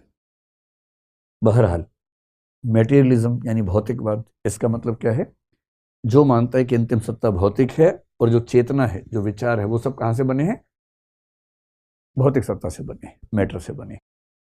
अगर आपको जानना हो कि ये लोग कौन हैं, तो भारतीय दर्शन में, अगर इंडियन फिलोसफी में देखें तो एक ही दर्शन है जिसका नाम है चारवाक, जिसके चक्कर में आज आप आए थे। पूरे भारतीय दर्शन में एक ही दार्शनिक है, एक ही परंपरा है, चारवाक, जो भौतिकवादी है। सिंपल मानते हैं कुछ चेतन वेतन नहीं होता, सब भौतिक होता है। उनसे पूछो कि चेतना कैसे बन गई भाई, हम सोच कैसे पा रहे हैं, उनके एग्जाम्पल बड़े रोचक होते हैं। वो हमेशा खाने पीने में मस्त रहते हैं वो लोग। मैं हंसी मजाक में कह रहा हूँ, उनका चिंतन बहुत गहरा है। जब उनको पढ़ेंगे आज से 2-4 लेक्चर्स के बाद, तो आप पाएंगे बहुत गहराई से बात की है और काफी हद तक उनकी कुछ बातें आज भी सही साबित हो सकती हैं, ये संभावना है अभी भी। उस समय वो कह रहे थे और उनकी मूल पुस्तकें सारी खत्म हो गई, ये भी पुस्तक नहीं हमारे पास जो ओरिजिनल उनकी पुस्तक हो। जनरली उनके बारे में जो हम पढ़ते हैं, उनके आलोचकों के कंटेक्स्ट में पढ़ते हैं कि आलोचकों ने किस विचार की आलोचना की, निंदा की, क्रिटिसाइज किया। अब जो क्रिटिक्स के माध्यम से पढ़ेंगे तो सीधी सी बात है कि उनका पक्ष ठीक से तो सामने नहीं आएगा। कुछ तर्क छोड़ दिए होंगे, कुछ गलत तरीके से लाए होंगे, वो सब तो खतरा होता ही है ना। चारवाकों ने कहा कि चेतना कोई अलग चीज नहीं है। जैसे पान आप खाते हो, अगर उनके एग्जाम्पल ऐसे ही होते हैं, पान, शराब, वो सब एग्जाम्पल देते हैं। मतलब वो तो पता नहीं क्या देते, जो कोट किया जाता है वही कोट किया जाता है। जैसे शराब है, उस समय शायद गुड़ से बनती हुई, तो उन्होंने गुड़ का एग्जाम्पल दिया। किण्वा दिभ्यो मद शक्तिवत विज्ञानम, उनका वाक्य है बड़ा प्रसिद्ध, जिनका मतलब ये है जैसे गुड़ है, गुड़ में नशा नहीं है, पर उसी गुण में जब किण्वन की प्रक्रिया होती है, फर्मेंटेशन की प्रक्रिया होती है, तो नशा आ जाता है। पान है, पान का पत्ता लाल नहीं होता, सुपारी देखेंगे वो भी लाल नहीं दिखती है, कत्था भी लाल नहीं है, चूना भी लाल नहीं है, पर जब इन सबको मिला के चबाते हैं तो लाल हो जाता है। ठीक वैसे ही ये पूरा ब्रह्मांड 4 महाभूतों से बना है। आपके मन में होगा 5 होते हैं, नहीं नहीं, चारवाक में 4 होते हैं। कई लोग 4 मानते हैं। आकाश छोड़ दीजिए, पृथ्वी, जल, वायु, अग्नि, इन 4 चीजों के अलग अलग अनुपात में मिलने से सब चीजें बनती हैं, और इसी के एक विशेष अनुपात से चेतना भी विकसित हो जाती है। उनका ये आंसर है कि चेतना कुछ नहीं है, भौतिक चीजों से बन जाती है। लोग कहते हैं ये क्या बात हुई यार, कैसे बन सकती है। लेकिन आज के समय में फिर एक बात है, कंप्यूटर में सारी भौतिक वस्तुएं हैं, पर कंप्यूटर थिंकिंग कर पा रहा है, प्रोसेसिंग कर पा रहा है, लैंग्वेज के खेल भी खेल रहा है, ट्रांसलेशन भी कर रहा है, आर्टिफिशियल इंटेलिजेंस भी कर पा रहा है। तो यदि भौतिक वस्तुओं के बने हुए कंप्यूटर में ऐसी चीज़ें हो सकती हैं, तो भौतिक वस्तुओं से बने शरीर में क्यों नहीं हो सकता है। आजकल जब से कंप्यूटर और ये आर्टिफिशियल इंटेलिजेंस वगैरह आया ना, वर्चुअल रियलिटी, चारवाक बहुत खुश हैं कि हमारी बात काफ़ी ठीक साबित होने वाली है। लेकिन इतने में क्वांटम आ गया, वो कह रहे कि देखने से भौतिक का व्यवहार चेंज, उससे ये लोग बहुत खुश हैं कि कॉन्शियसनेस भौतिक वस्तु को भी चेंज कर सकती है। वो क्वांटम क्वांटम कर रहे हैं आजकल और चारवाक कंप्यूटर कंप्यूटर कर रहे हैं। तो भारत में चारवाक हैं। और आधुनिक काल में देखें तो एक व्यक्ति का नाम शायद आपने सुना होगा, M.N. रॉय, सुना है इनका नाम? मानवेंद्र नाथ रॉय। ये एक मार्क्सवादी विचारक थे, बाद में मार्क्सवाद से हट गए थे। जब सोवियत संघ बना, लेनिन वहाँ के प्रमुख थे, तो लेनिन के सलाहकार थे। ये बहुत प्रसिद्ध व्यक्ति थे, लेनिन के सलाहकार रहे। उसके बाद जब स्टालिन आया तो कुछ मतभेद उनसे हुआ, तो वापस भारत आ गए। स्टालिन से मतभेद के बाद आमतौर पे रास्ता सीधे परलोक का ही होता था, पर इनकी खुशनसीबी थी कि यही लोक में रहे उसके बाद भी, और लंबे समय तक विचार विमर्श करते रहे। पश्चिम में बहुत लोग हैं भौतिकवादी, बहुत सारे लोग हैं। अच्छा, पश्चिम में शुरुआत के लोग तो भौतिकवादी सोच पा रहे थे। सबसे पहले दार्शनिक थेल्स, या जिसको थेलीस कुछ लोग बोलते हैं, थालेस बोलते हैं कुछ लोग, पता नहीं कैसे सोचा, उसने कहा कि जो अंतिम सत्ता है वो पानी है, पानी से ब्रह्मांड बना है। लोगों ने थोड़ा समझा के बताओ भाई, पानी से आग कैसे बनी, समझाओ जरा।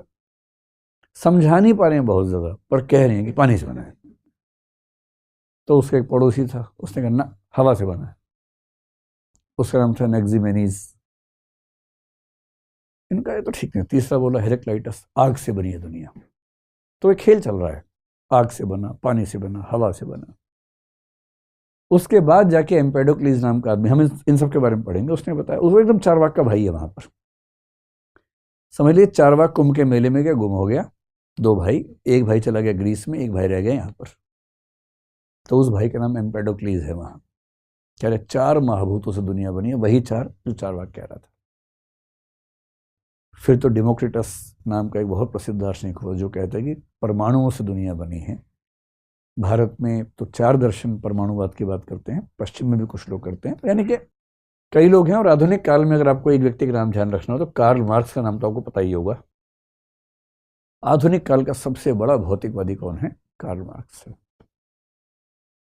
जो इनको नहीं मानते वो कहते हैं भाई कॉन्शियसनेस ही अंतिम सत्य है, और जो व्यक्ति माने कॉन्शियसनेस, उसकी विचारधारा को बोलते हैं आइडियलिज्म, या कहीं कहीं बोल देते हैं स्पिरिचुअलिज्म। हिंदी में प्रत्ययवाद या विज्ञानवाद या अध्यात्मवाद, 3 नाम चलते हैं। लेकिन शब्द अंग्रेजी का लेंगे तो उससे समझना आसान रहेगा, ताकि कंफ्यूजन ना हो। हिंदी में अनुवाद कई बार अलग अलग पुस्तकों में अलग अलग होता है। जब भी कोई बोले आइडियलिज्म, इसका मतलब अंतिम सत्ता चेतन पदार्थ की है। इनके सामने क्राइसिस क्या है कि चेतन से भौतिक कैसे साबित करें, विचार से लोहा कैसे बना, कैसे समझाएं। तो 2 तरीके होते हैं, एक ये कि लोहा है ही नहीं, सिर्फ विचार है, और दूसरा ये कि विचार जो है भ्रांति है, भ्रम है, इल्यूजन है। भारतीय परंपरा की बात करें तो शंकराचार्य इसमें सबसे ऊपर है, अद्वैत वेदांत, और ये मानते हैं कि जो भौतिक वस्तु है वो मिथ्या है। आपने शब्द सुने मिथ्या? मिथ्या का मतलब अंतिम रूप से सत्य नहीं है, अंतिम सत्य केवल चेतना है। और पश्चिम में एक व्यक्ति हुआ हीगेल, अभी आप केवल इन 2 का नाम ध्यान रखें। हीगेल मानता है कि दुनिया मिथ्या नहीं है, और जो भौतिक वस्तुएं नजर आती है दरअसल वो विचार ही होता है। आपको अजीब सा लग रहा होगा ना, तो मैं आपको एक हल्का सा खेल खेल के बताता हूँ। भारत में एक और दर्शन है बहुत ही खतरनाक, जिसको बोलते हैं योगाचार विज्ञानवाद, बौद्ध परंपरा में हुआ, और पश्चिम में बर्कले। इन दोनों ने लगभग एक जैसी बात की है, और इतनी खतरनाक बात की है, मैं आपको समझाता हूँ 2 मिनट के अंदर। ये दोनों मानते हैं कि भौतिक वस्तु होती ही नहीं है। आप जिस कुर्सी पे बैठे हैं वो भौतिक कुर्सी नहीं है। डरिए मत, अब गिरेंगे नहीं, लेकिन इनके हिसाब से आप भौतिक वस्तु पर नहीं बैठे हुए हैं।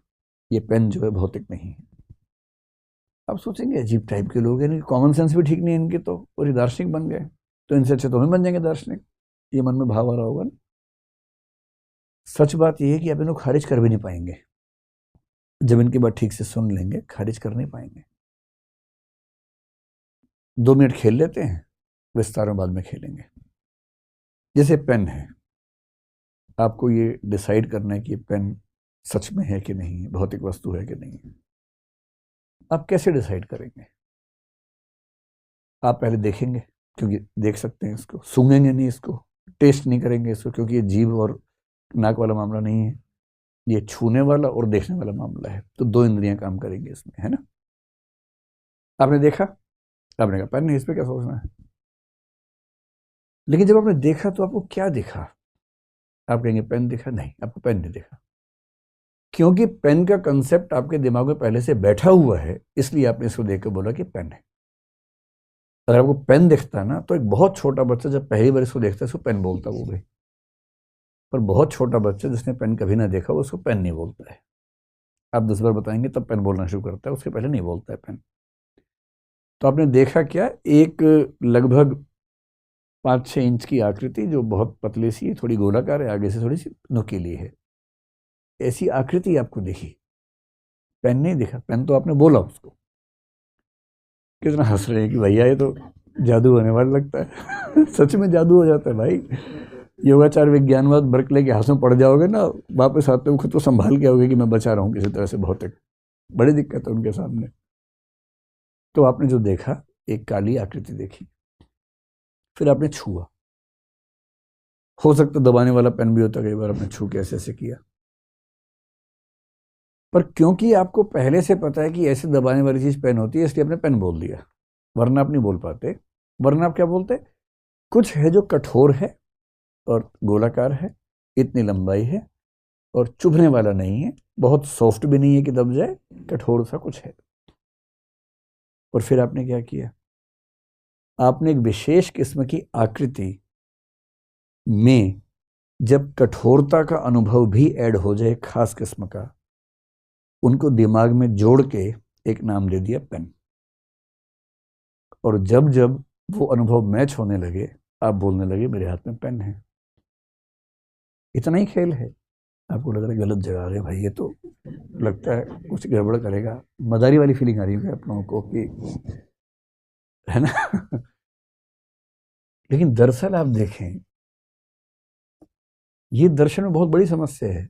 और कांट, जो कि मेरी नज़र में सबसे महान दार्शनिक हुआ, उसने अंत में कहा कि जगत में वस्तुएं हैं नहीं हैं, कैसी हैं, हम जान ही नहीं सकते, क्योंकि हमारी जो रेंज है वो केवल उन अनुभवों तक है जो हमारे पास आ रहे हैं। अनुभव क्या आ रहा है? कठोरता, काला, इतना ही अनुभव है।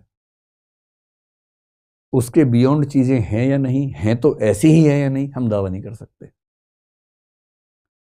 और उसने कहा कि जो हम जान रहे हैं वो फिनोमेना है, जो हम सबको दिख रहा है पेन। जो नहीं जान पा रहे वो नोमेना है, जो वास्तविक वस्तु, उसको हम जान ही नहीं सकते हैं। अब जो इस लेवल पर चला जाता है, वो कहता है कि भौतिक वस्तु थोड़ा ना मिले, हमें 2 तरह के अनुभव मिले, और अनुभव जो मिले वो चेतना को मिले, विचार के रूप में मिले। तो विचारों की दुनिया है। कुछ विचार 2 इंद्रियों से ज्ञात हो रहे हैं, कुछ विचार 3 से ज्ञात हो रहे हैं, कुछ 1 से ज्ञात हो रहे हैं। कुछ कुछ ऐसा खेल समझ लीजिए। अगर आप पे इंटरेस्ट होगा तो इसको आगे बढ़ेंगे, वरना ज़्यादा लोड मत लीजिए। शंकर ने कहा कि अंतिम सत्ता ब्रह्म की है और ये जगत मिथ्या है। हीगल ने कहा कि ब्रह्म ही समझ लीजिए, जगत भी मिथ्या नहीं है, विचारों के रूप में है। ये एग्जाम्पल मैं कई बार आपको देता हूं। कल्पना कीजिए कि आप सो रहे हैं, सपना देख रहे हैं। सपना देखते होंगे ना आजकल तो, ठीक है, इस उम्र में देखते हैं ज़्यादा, हर उम्र में देखते हैं, नेचर चेंज हो जाती है। तो आपने सपने में मान लीजिए कुछ देखा कि आप खेल रहे हैं, 4-5 दोस्त आपके साथ हैं, या कहीं पार्टी में बैठे हैं और वहाँ किसी रेस्टोरेंट में पार्टी चल रही है और बड़ा मज़ा आ रहा है। बहुत सारा भोजन और पेय पदार्थ आपके सामने रखे हुए हैं। सब लोग मतलब चीयर्स कर रहे हैं, किसी का बर्थडे है, फिर उसको सेलिब्रेट किया गया, उसको पीटा गया, और उसके बाद सब लोगों ने कुछ कुछ खाने और पीने की वस्तुओं का सेवन किया सपने में। अब आपको ये बताना है कि आपके सपने में आप भी हैं, बाकी लोग भी हैं। आपके सपने में जो आपका दोस्त है वो भौतिक है या चेतन है? बहुत इंटरेस्टिंग बात है। आपको सपने में लग रहा है कि वो रियल है एकदम, पर आपके सपने में जो आपका दोस्त है वो भौतिक है या चेतन है? वो तो आइडिया है, केवल चेतन है। और जो पी रहे थे वो भी चेतन है। और जो खा रहे थे, समोसा हो या चिकन हो, जो भी आप खाते हैं, वो क्या है? तो आपने चेतन समोसा खाया बेसिकली, और चेतन कैंपा कोला पिया आपने बेसिकली। और आपके दोस्त जो कि जीते जागते मनुष्य हैं, वो सपने में चेतन थे आपके। और वो जो चेतन दोस्त है, दोस्त नंबर 1 और दोस्त नंबर 2, वो एक दूसरे के लिए क्या है? वो भी चेतन है, वो आपकी चेतना के हिस्से हैं, लेकिन लग रहे हैं भौतिक। सपने में आपको एकदम लग रहा है कि भौतिक है, सब है सारा चेतन। तो हेगेल जो कहना चाह रहा है वो ये है कि समझ लो ऊपर वाला सपना देख रहा है और उस सपने में हम सब हैं। Next level. और जितना आप नाच रहे हैं ना, उसकी चेतना में नाच रहे हैं, जैसे आपके सपने में दोस्त नाच रहे थे। हम सब क्या है, समझ गए? हो सकता है कि हम भगवान के सपने में आने वाले विचार मात्र हों। जैसे मेरे सपने में मेरे दोस्त आते हैं, बहुत सारी भौतिक वस्तुएं आती हैं, पर उस समय वो चेतन है सर। पर सपने में जितने लोग हैं उनको लग रहा है कि भौतिक है। वो पी भी रहे हैं, खा भी रहे हैं, नाच भी रहे हैं, म्यूजिक भी चला रहे हैं, और सुबह उठ के पता लगता सपना था, सब कुछ केवल कॉन्शियसनेस थी। ठीक ठाक संभावना है। और क्वांटम फिजिक्स का संकेत भी खतरनाक है कि देखने से प्रकाश चेंज हो रहा है, देखने से फोटॉन्स बन जाते हैं। और अगर ऐसा है तो भगवान के देखने से तो पता नहीं क्या क्या हो जाएगा फिर तो मैं केवल हिंट कर रहा हूं कि जो स्पिरिचुअलिज्म के लोग हैं, आइडियलिज्म के लोग हैं, इस तरह से इस ब्रह्मांड की व्याख्या करते हैं। फिर आप उनसे पूछेंगे विचार से लोहा कैसे बनेगा, कहेंगे सपना देख लो, सपने में लोहा ले आओ। जो सपने में लोहा है विचार ही तो है। और आप रट रहे थे पूरी एलिमेंट्स की लिस्ट, 118 एलिमेंट्स रटे हुए थे आपने, सबके आइसोटॉप्स रट लिए थे, किसके प्रोटॉन्स का नंबर क्या वो भी रटा हुआ था। पता लगा वो सब विचार निकले फाइनली। तो फिलोसफी में एक पक्ष ये भी होता है। कुछ लोगों का माथा हो गया खराब, उनका इस चक्कर में पड़ना ही नहीं है। उन्होंने एक विचार दिया जिसको बोलते हैं न्यूट्रलिज्म या तटस्थवाद। इसमें आप फिलहाल एक व्यक्ति के नाम याद रखिए, स्पिनोजा।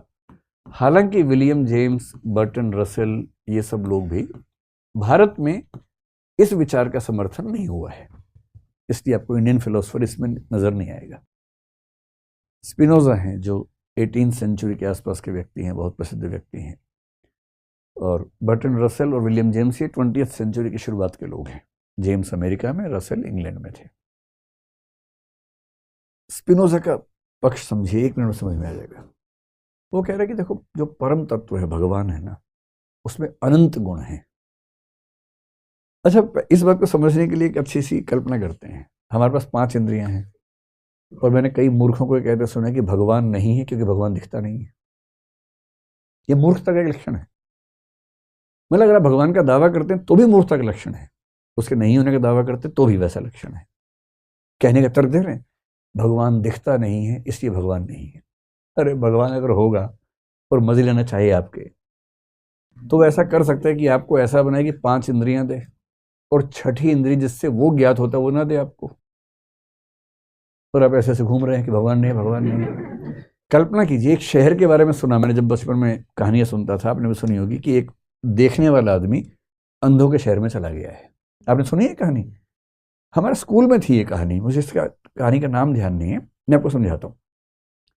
एक आदमी है, उसकी आंखें ठीक आदमी है, एकदम स्वस्थ आदमी है, गलती से एक जगह चला गया जहां कोई नहीं देख सकता है। कोई ऐसी प्रॉब्लम हुई होगी, कोई पेंडेमिक हुई होगी, वहां एपिडेमिक हुई होगी, उसके बाद से कोई देख ही नहीं सकता है। और एज्यूम कीजिए कि 10,000 साल से उस परंपरा में किसी ने देखा ही नहीं, तो वो लोग ये भूल भी गए कि कोई देखता था हमारे यहाँ। उनको देखना पता ही नहीं क्या होता है, और ये आदमी चला गया। अच्छा, वो देख नहीं पा रहे तो उनकी बाकी इंद्रियां ज्यादा स्ट्रांग हो गई हैं, तो वो उससे सारा काम चला लेते हैं। भाई कितने जीव हैं जो नहीं देख पाते हैं, 3 इंद्रियों वाले जीव, 2 इंद्रियों वाले जीव काम चलाते हैं वो भी अपना, इससे क्या फर्क पड़ता है, हम देख पाते हैं। तो 5 इंद्रियों वाले जीव कौन है? मनुष्य है, जैसे गधा है, कुत्ता है, घोड़ा है, ये सब तुलना मत कीजिए, लेकिन हाँ हम कुछ ही जीव हैं जो 5 इंद्रियों वाले हैं, हम उस कैटेगरी में सबसे समझदार जीव माने जाते हैं, ठीक है। अब एज्यूम कीजिए कि आप एक ऐसी सभ्यता में गए जहाँ कोई देख नहीं सकता। अब वो आदमी गया, मैंने कहानी स्कूल में पढ़ी थी, स्कूल मतलब सिलेबस में थी हमारे। अब वो आदमी वहाँ गया, कुछ लोगों ने उसको पकड़ लिया कि कोई विदेशी आ गया है। उसने पूछा आप लोग देख नहीं पाते? वो आपस में क्या बात करें कि ये कुछ ऊल जरूर बोलता है। कह रहे देख नहीं पाते, ये क्या होता है? अरेस्ट करो, उसको लेके चलो। पुलिस के पास लेके कंप्लेंट क्या लिखवाएगी कि ऊल जलूल तरीके से बातें करता है, कहते हैं देख नहीं पाते, मीनिंगलेस बातें बोलता है। वो पुलिस वाले से ऐसे कह रहा है भैया मैं सच में देख पाता हूँ, आप भी नहीं देख पाते? पुलिस वाला कह रहा है गवाह मैं ही हूँ कि ये ऊल जलूल बात करता है, मेरे सामने भी कर रहा था। अरेस्ट हो गया, केस चला, जजेस की बेंच बैठी थी, वहाँ जज ने पूछा भी क्या बात है, वकील ने पूछा क्या बात है, उसने कहा अरे सर मैं देख सकता हूँ, आपको पता नहीं है देखना क्या होता है, मैं आपको देख पा रहा हूँ, आप मेरे सामने बैठे हैं, आपने ऐसे कपड़े पहने, मैं आपको देख पा रहा हूँ। जज आपस में बात कर रही है, सही आरोप है हमारे सामने भी अपराध कर रहा है। तो फिर फैसला हुआ कि ये आदमी गलत बातें बोलता है, भड़काता है सब लोगों को, कुछ ऐसी शक्तियों की बात करता है जो सुपरनेचुरल हैं, जो किसी मनुष्य के पास नहीं होती हैं। ये ओझा किस्म का आदमी लग रहा है, तांत्रिक किस्म का आदमी लग रहा है, और ये समाज को परेशान कर रहा है, इसको कड़ी से कड़ी सजा दी जानी चाहिए। तो 10 साल की कैद दे दी उसको, लो भाई। अब वो परेशान है कि यार मैं तो सच बोल रहा हूँ कि मैं देख पा रहा हूँ। तो इसके नेक्स्ट लेवल पर चले जाइए, क्योंकि हम तो देख पा रहे हैं ना। नेक्स्ट लेवल हो सकता है कि ईश्वर को जानने का तरीका हो कोई 6ठी या 7वीं इंद्रिय जो ईश्वर ने हमें दी ही नहीं, और हमारे आसपास बैठ के मजे ले रहा हो हमारे।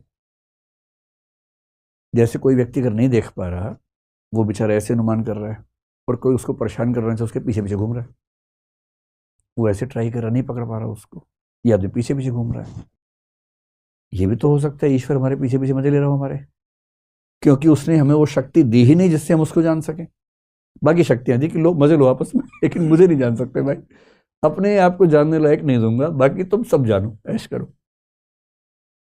और इसलिए एक शायर ने बड़ा अच्छा शेर लिखा है, सलीका ही नहीं शायद उन्हें महसूस करने का, सलीका ही नहीं शायद उन्हें महसूस करने का, जो कहते हैं खुदा है तो नजर आना जरूरी है। क्यों जरूरी नजर आना भाई? बिना नजर आए भी तो हो सकता है, ऐसी 1000 चीजें जो नजर नहीं आती तब भी हो सकती हैं। इसलिए स्पिनोजा की बात समझनी है तो एज्यूम कीजिए कि ईश्वर है जिसके पास हजारों लाखों असंख्य गुण हैं, और उसने सिचुएशन क्रिएट कर दी कि मनुष्य और बाकी प्राणी मेरे 2 ही गुण देख पाएंगे, और उनमें से एक गुण का नाम होगा मैटर, एक गुण का नाम होगा कॉन्शियसनेस। बाकी मेरे गुण जानने की शक्ति मैं इनको दूंगा नहीं मूर्खों को। और आप इन 2 को पकड़ पकड़ के नाच रहे हैं कि जड़ है कि चेतन है, चेतन है कि जड़ है, और ईश्वर मजे ले रहा है कि 500 और हैं, वो तो बताया ही मैंने तुम्हें अभी, वो तो बताया ही नहीं। इसलिए स्पिनोजा कह रहा है कि अंतिम तत्व जो है वो न्यूट्रल है, वो ना जड़ है ना चेतन है। हमारी लिमिटेशन है कि हम उस न्यूट्रल की केवल 2 पावर्स को देख पा रहे हैं, मैटर और कॉन्शियसनेस को। इससे अंतिम सत्य मैटीरियल या कॉन्शियस हो जाए ऐसी बाध्यता नहीं है, ऐसी कंपल्शन नहीं है। अब कितना गहरा दर्शन है, स्पिनोजा बहुत गहरे दार्शनिक है, बहुत ही गहरा दार्शनिक है। और स्पिनोजा दुनिया के उन लोगों में है जो नियतिवाद को मानते हैं, डिटर्मिनिज्म, जिसका मतलब जो कुछ भी हो रहा है वो हम नहीं कर रहे, वो वहां से डिसाइडेड है। और उससे लोगों ने कहा कि इससे तो दुनिया चलेगी नहीं, बोले ना चले, सच तो सच ही रहेगा। अब दुनिया चलाने के लिए झूठ बोल दूंगा थोड़ा ना होगा, सच में ऐसा है। Everything is pre destined, pre determined. आप में से जो लोग ऐसे ऐसे कर रहे हैं ना, बहुत बढ़िया, हाँ, गर्दन भी आप नहीं हिला रहे हैं, ये भी ऊपर से हिलाई जा रही है। हम सब कठपुतली हैं, तार किसी और के हाथ में वो तार हिलाता है, और सामने के लोग समझ रहे हैं कि आप हिल रहे हैं। कुछ नहीं, ये हाथ भी ऐसे नहीं हिल रहा है, तार से हिल रहा है। डिटर्मिनिज्म जो परफेक्ट डिटर्मिनिज्म होता है, बहुत कम लोगों ने माना, जिनमें से एक व्यक्ति स्पिनोजा है। कभी इनका जिक्र होगा तो इसको पढ़ेंगे। अंतिम वही है ड्यूअलिज्म। ये वो लोग हैं जो बोलते हैं नहीं भाई हम तो दोनों को मान लेते हैं, बात खत्म करो, मैटर भी है, कॉन्शियसनेस भी है। जैसे सांख्य दर्शन मैंने जिक्र किया, थोड़ा सा रामानुज, पश्चिम में प्लेटो और अरस्तु भी लगभग ड्यूअलिज्म को मान लेते हैं, और डेकार्ट मैंने बताया था ना अभी आपको, जो फंस गया था बेचारा, अंत में वो भी नहीं मानता, कहानी बनाता है, ईश्वर को ले आता है, लेकिन जब तक ईश्वर ना आए तब तक वो ड्यूअलिस्ट रहता है। अब जो पूरी बात हुई, अगर मैं इसको एक डायग्राम में सम अप करने की कोशिश करूं, अगर आप समझ पाए हैं तो आप इसको एंजॉय करेंगे। इस सब को पढ़ने के बाद जीवन का उत्साह कम मत कर लीजिएगा। शाम को पार्टी होनी चाहिए जैसे होती है वैसे ही। अब इस बात पे पार्टी देना कि किसी को नहीं पता, मुझे भी नहीं पता, इसी बात पे इसी बात पे एक समोसा खा लो, क्या दिक्कत है। समोसा मैं कह रहा हूं, आप जो भी खाते हैं, मतलब मुझे नहीं पता क्या आपका शौक है। इन दोनों चीजों को एक बार मिला के देखते हैं। अब तक हमने जो पढ़ा, मैंने कहा था कि संख्या के हिसाब से 3 विचार हैं। पहला क्या है, लिखने के बाद बोला तो क्या बोला, पहला क्या है, मोनिज्म है। मोनिज्म को हिंदी में क्या बोलेंगे, एकवाद बोल देंगे, जिसका मतलब सिंपल सा है कि अंतिम जो सत्य है या सत्ता है एक है, बस। ठीक, एकवाद से आगे बढ़ेंगे तो क्या हो जाएगा, ड्यूअलिज्म, और इसको हिंदी में बोलते हैं द्वैतवाद। तीसरा क्या हो जाएगा, प्लूरलिज्म। इसको आप अनेकवाद कह लीजिए, आसान शब्द रखते हैं। कुछ लोग इसको बहुलवाद कहते हैं, कुछ बहुतत्ववाद कहते हैं। बहु मतलब छोटी मात्रा वाला, बहु नहीं, पर ये जो बहु है छोटे वाला हु है, मतलब वैरायटी के सेंस में। तो 3 रास्ते हैं, अंतिम सत्ता एक है, 2 हैं, बहुत सारी हैं, कितना सिंपल है। ठीक है, अब जो मानता है कि एक है उसके पास क्या रास्ता है, या तो मान ले मेटीरियल है, या वो आइडियलिस्ट हो जाएगा। आइडियलिज्म का मतलब क्या होगा, चेतना है। या वो मान लेगा कि न्यूट्रल है। क्या मैं आपको 3 शब्द समझा पाऊंगा, बताइए।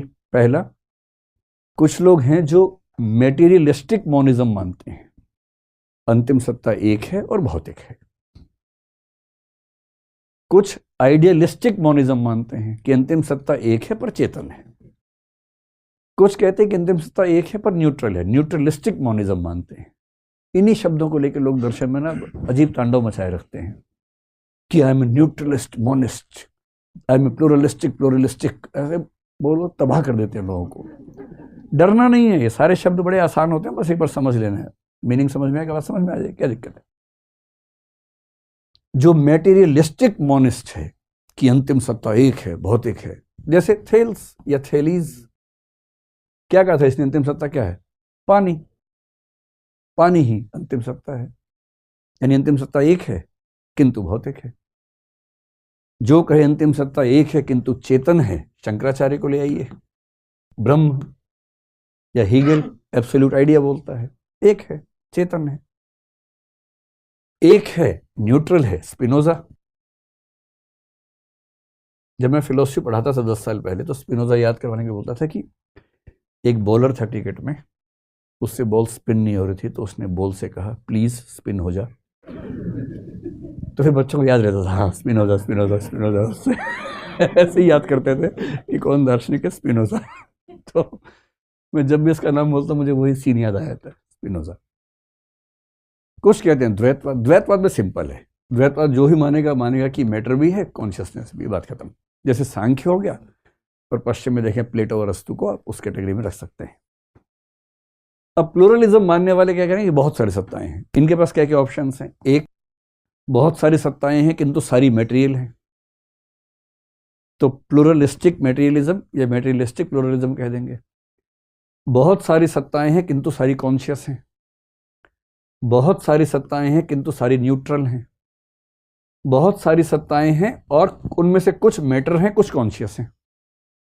4 ऑप्शंस बनते हैं।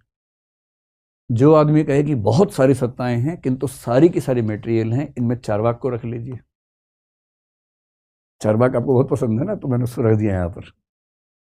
वो क्या कह रहे, 4 महाभूत हैं, 4 मान लिए, इसका मतलब प्लूरलिस्ट है, लेकिन मैटर की बात करता है सिर्फ।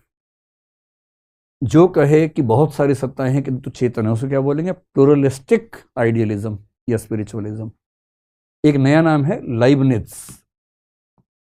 ये वो व्यक्ति जिसने कैलकुलस का आविष्कार किया था, गणित में, बहुत भारी दार्शनिक था। ये मानता है कि दुनिया चेतन परमाणुओं से बनी है, असंख्य परमाणु है कि दो चेतन परमाणु है, सो मोनेड बोलते हैं। न्यूट्रल है किंतु बहुत सारी सत्ताएं हैं, जैसे विलियम जेम्स या बर्ट्रैंड रसेल, जिनका जिक्र मैंने किया था थोड़ी देर पहले। मतलब स्पिनोजा तो एक मानता है ना, तो उसको हमने वहां रखा एक में। ये मानते हैं कि बहुत सारे हैं, लेकिन वो मतलब उनको हम जड़ और चेतन नहीं कह सकते।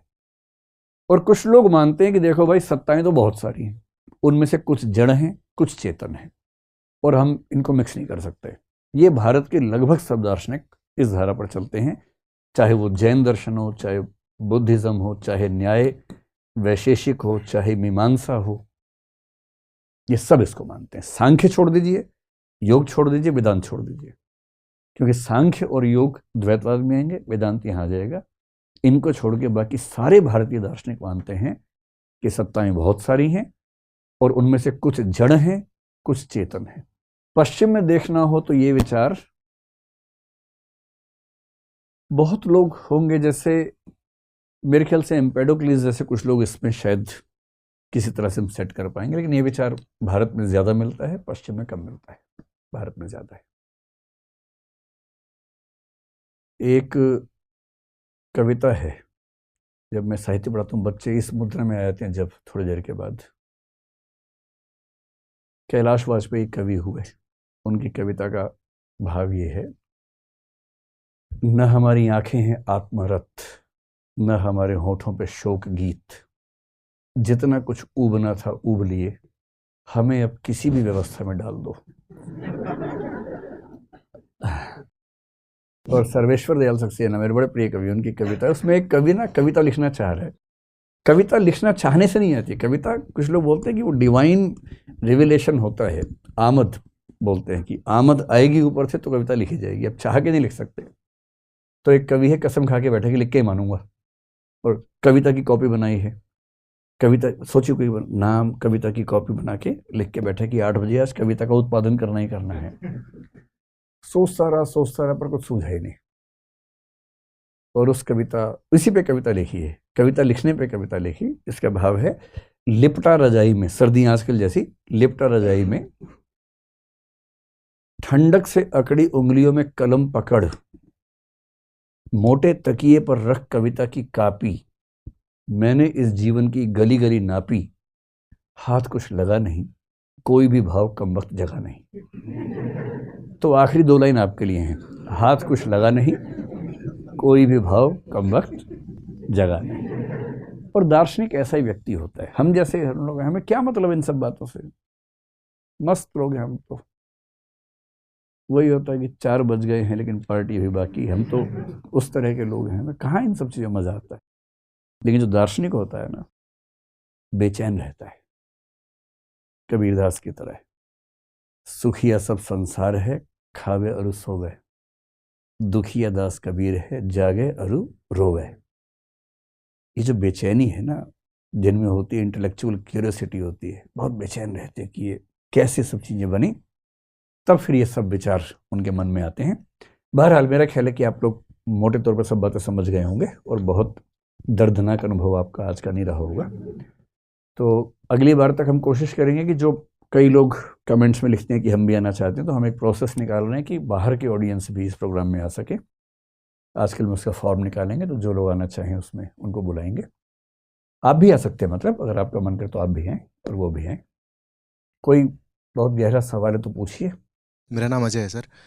मेरा सवाल ये है सर कि जैसे बहुत सारे ऐसे हमारे सामने प्रत्यक्ष प्रमाण होते हैं जिनसे हम किसी चीज़ को खारिज कर सकते हैं। जैसे ये कहा जाता है कि रीबर्थ का जो कंसेप्ट है वो इंडियन है, इंडियन ओरिजिन का है, लेकिन स्वीडनबर्ग नाम के इमैनुअल स्वीडनबर्ग एक आदमी हुए, उन्होंने किताब लिखी हेवन एंड हेल। तो उन्होंने ये साबित कर दिया कि उनके पास कुछ ऐसी सुपरनैचुरल पावर्स हैं जो भी हैं कि ये चीज़ें होती हैं। तो हम क्या उन चीज़ों को खारिज नहीं कर सकते जो सिद्ध हो चुकी हैं प्रत्यक्षतः?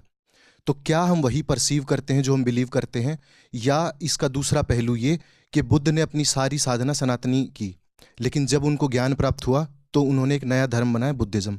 तो क्या बुद्ध ने वो बिलीव नहीं किया जो उन्होंने परसीव किया? तो कौन सी चीज़ होती है सर, जो हम बिलीव करते हैं वो परसीव करते हैं, जो परसीव करते हैं वही बिलीव करते हैं? दोनों बातें हैं भाई। कई बार हम जो देखते हैं उस पर विश्वास करते हैं, लेकिन एक समय के बाद हम वही देखते हैं जो हमारे विश्वास के अनुकूल होता है, क्योंकि हमारे देखने का नज़रिया भी वैसा बन जाता है, फिर हमें वही चीज़ें नज़र आने लगती हैं जो हम देखना चाहते हैं।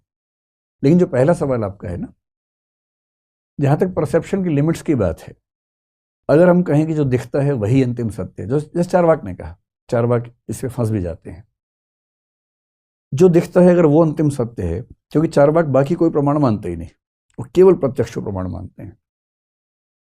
आप ये बताएं कि प्रत्यक्ष के हिसाब से पृथ्वी गोल दिखती है, चपटे दिखती है? चपटे दिखती है। पृथ्वी चक्कर काट रही है या सूर्य चक्कर काट रहा है? सूर्य काट रहा है। अगर आप किसी जादूगर के चक्कर में पड़ गए, मैंने कई बार जादूगरों से मतलब मुलाकात तो ज़्यादा नहीं लेकिन देखा, कोई शो देखा। एक बार तो मैं अड़ गया कि इसके आज पोल खोल के रहूंगा। सोचिए, एकदम ज़मीन पे बैठा है, चादर बिछा रखी है और चादर के नीचे कुछ नहीं है, एकदम ज़मीन है, उस पर चादर बिछाई मेरे सामने। फिर उसने कुछ हाथ डाला अंदर, अंदर से कबूतर निकाल दिया और मैं आंखें फाड़ फाड़ के देख रहा था, पलक भी नहीं झपका रहा था कि इसको पकड़ लूंगा आज मैं किसी तरह से। अच्छा, वो भी देख रहा था इस भाव को मेरे। उसने कबूतर निकाला, बोला आप चौंक गए? मैंने कहा हाँ चौंक गया। फिर मेरे मजे लेने के लिए 5 और निकाल लिए कबूतर उसने उसी के अंदर से। अब मैं जानता हूं कि ये ट्रिक है, पर मेरी आंखें, मेरी प्रत्यक्ष क्षमताएं पकड़ नहीं पा रही हैं, क्योंकि प्रत्यक्ष क्षमताएं भी तो सीमित होती है ना। आप कोई जादू देखेंगे, नहीं पकड़ पाएंगे आप भी। तो प्रत्यक्ष को अंतिम प्रमाण मानने में खतरा सिर्फ ये है कि प्रत्यक्ष करने वाला कितना जागरूक है, कितनी ट्रिक्स समझ पाता है। जितने जादूगर हैं सब ट्रिक्स करते हैं, पर हम नहीं पकड़ पाते हैं। मेंटलिज्म आजकल एक नया खेल है। ऐसे लोग मिलेंगे, वो आपका पासवर्ड या आपके दिमाग में क्या चल रहा है बोल के बता देंगे, स्पेलिंग बता देंगे। ये ट्रिक है। वो आपकी आंखों के झपकने के भाव से, चेहरे के मूवमेंट से इतनी रिसर्च कर चुके हैं कि हर चेहरे के मूवमेंट के लिए एक लेटर या एक नंबर उन्होंने डिकोड कर रखा है, उससे पहचान जाएंगे। तो प्रत्यक्ष करने की क्षमताएं अलग अलग होती हैं, इसलिए केवल अपने प्रत्यक्ष पे भरोसा मत कीजिए।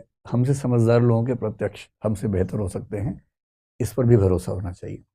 बाकी जो पुनर्जन्म की बात है, वो जब पुनर्जन्म पे बात करेंगे तो देखेंगे। इसमें सुपर नेचुरल पावर्स की बात तो एक जगह है, लेकिन ऐसे और भी बहुत सारे प्रमाण हैं जो संकेत करते हैं कि ऐसा कुछ हो सकता है। ध्यान रखो, जब हम कहते हैं पुनर्जन्म हो सकता है, इसका मतलब ये बिल्कुल नहीं है कि आत्मा ही पुनर्जन्म हो रहा होगा। पुनर्जन्म के सारे एक्सपेरिमेंट्स जो साबित कर रहे हैं, केवल एक बात साबित कर रहे हैं कि इस छोटे से बच्चे को कुछ ऐसी जानकारियां पता हैं जो आज से कुछ साल पहले एक मरे हुए व्यक्ति के पास थी, किसी और के पास थी नहीं। प्रश्न केवल इतना है कि वो इंफॉर्मेशन इसके पास कहां से आई, और वो इंफॉर्मेशन इसके पास आने के बहुत सारे विकल्पों में से एक है कि पुनर्जन्म हुआ हो। यह भी तो हो सकता है कि एंटेंगलमेंट हो, इंफॉर्मेशन पहुंच गई हो। तो पुनर्जन्म एक हाइपोथेसिस है कि ये इंफॉर्मेशन जो किसी और तरीके से नहीं पहुंच सकती है, शायद इस तरीके से पहुंची हो। बात करेंगे, इससे बहुत सारे एक्सपेरिमेंट्स हुए पुनर्जन्म पे, उनकी बात करेंगे। सर, मेरा नाम शक्ति है और मेरा प्रश्न ये है सर, जैसे हमने इतने सारे पढ़े, फिलोसफर पढ़े, समझे, तो इसमें सर शरीर को हम जड़ मान रहे हैं और मन को चेतन। हाँ। तो किस फिलॉसफी को हम पढ़ें? मैं पढ़ने के संदर्भ में जानना चाह रही हूँ कि जिसमें कि हम ये समझ पाएँ कि शरीर और जड़ जो चेतना है उसका बैलेंस क्या है, या इस विषय में अगर हम पढ़ना चाहें किस फिलॉसफर को पढ़ें? मैं क्या चीज़ जो अब तक बता रहा हूँ उसमें ना, शरीर तो शरीर है ही, वो तो भौतिक है ही। जो मन है उसको लेके डाउट है। कुछ लोग मानते हैं कि मन छठी इंद्रिय है और चेतना उससे भी अलग है। आत्मा और मन भारतीय दर्शन में एक नहीं माना गया है, अलग अलग माना गया है। भारतीय दर्शन बहुत बारीक है इस मामले में। पश्चिम में जनरली एक ही वर्ड है माइंड, उसी में सब निपट जाता है। भारत में आत्मा अलग है, बुद्धि अलग है, प्रज्ञा अलग है, मन अलग है। आत्मा के अंदर चेतना है, सब चीजें हैं। जो मन है, मन को मानते हैं आंतरिक इंद्रिय जिससे भावनाओं का प्रत्यक्ष होता है। चारवाक भी मानते हैं इस चीज को कि भावनाओं का प्रत्यक्ष होता है। तो मन जरूरी नहीं है कि आत्मा की तरह हम माने, उसको छठी इंद्रिय के रूप में माना जाता है। कौन सा दर्शन आप पढ़ें कहना बड़ा मुश्किल है, क्योंकि दरअसल आप चाह रही हैं कि एक क्लैरिटी बन जाए, और क्लैरिटी है नहीं, सबके अपने अपने थॉट्स हैं। कोई एक ऐसा दर्शन जिसको पढ़ के आपकी सारी जिज्ञासाएं ठीक से शांत हो जाएं, है नहीं। फिर एक तरीका ये है कि आप बारी बारी सबको पढ़ें, फिर अपना एक निष्कर्ष निकालें, और उसके लिए आप चाहें तो मैं कुछ किताबें बता सकता हूँ आपको, नहीं तो हफ्ते हफ्ते सुनते रहिए, शायद इसी से कुछ निकल जाए रास्ते। ये करीब मुझे लगता है कि 100 के आसपास चर्चाएं होंगी, तब जाके चीज़ें मुकम्मल हो पाएंगी। अभी तो ट्रेलर है, शुरुआत हुई है, अभी तो चीज़ें बहुत आगे तक जाएंगी। सर जैसे कि हम दर्शन पढ़ते हैं तो इतने सारे लोगों के थॉट्स रहते हैं, और हर थिंकर का थॉट्स को दूसरा थिंकर चेंज कर देता है, हाँ। या हर साइंटिस्ट का दूसरा चेंज कर देता है। और जब हम पढ़ते हैं तो क्योंकि किसी चीज़ का निष्कर्ष नहीं आ पाता, तो इस वजह से हम थोड़ा कंफ्यूज रहते हैं। तो बेचैन हम रहते क्या मान लें कि कोई भी चीज़ शाश्वत सच नहीं होता? आपकी बेचैनी का मूल कारण ये है कि आप उन प्रश्नों का उत्तर पाना चाहते हैं जिनका उत्तर किसी के पास है नहीं, और हमें लगता है कि उत्तर मिल जाए, बस जो भी मिल जाए, और सारे धर्म इसी पे चल रहे हैं। उनको जो उत्तर मिले हुए वो फाइनल उत्तर है नहीं, पर लोगों ने मान लिए कि फाइनल उत्तर है, उनका काम चल रहा है मजे से। पर क्योंकि उनको तो ये क्लास करनी नहीं है, उनको तो उस लेवल पे सोचना नहीं है, तो काम चल रहा है। अगर आप सोचेंगे और बहुत गहरे प्रश्नों के उत्तर चाहेंगे तो उत्तर शायद नहीं मिलेंगे, अभी तो नहीं मिलेंगे। बेसिकली आपको ना अपने थॉट प्रोसेस में थोड़ा सा बदलाव करना पड़ेगा। बहुत मुश्किल होता है, मुझे बड़ा मुश्किल लगता था जब मैं आपकी उम्र में था, मैं बड़ा बेचैन रहता था। दर्शन इसीलिए मैंने लिया भी था कि थोड़ी बेचैनी कम हो जाए, लेकिन उससे बढ़ी जाती है, कम नहीं होती है। आप चाह रहे हैं कि आंसर मिले, आंसर मिल ही नहीं रहा, हर आदमी का आंसर अलग आ रहा है, बेचैनी बढ़ती जा रही है। अब मुझे बेचैनी नहीं होती है, क्योंकि मैं धीरे धीरे अब उस मनस्थिति में आ गया हूं जहां मेरी जिद ही नहीं है कि मुझे फाइनल आंसर मिल जाए। अगर फाइनल आंसर नहीं है तो यही फाइनल आंसर है कि फाइनल आंसर नहीं है। तो फाइनल आंसर नहीं है, इसको फाइनल आंसर क्यों नहीं मान सकते? मुझे नहीं पता, इससे बेचैनी है, तो मन में सोचो किसी को भी नहीं पता, और जो प्रॉब्लम सबको है वो प्रॉब्लम है ही नहीं, वो स्थिति है।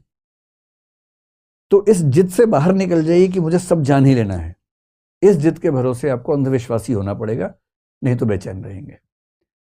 तो जो चीज किसी को नहीं पता वो मुझे भी नहीं पता, इसलिए मैं सहज और ठीक व्यक्ति हूं, इतना पर्याप्त है। क्यों हम जिद करें कि उन प्रश्नों का उत्तर जान ही लेंगे जो जानने की स्थिति हमारी है ही नहीं? नहीं जान सकते भाई।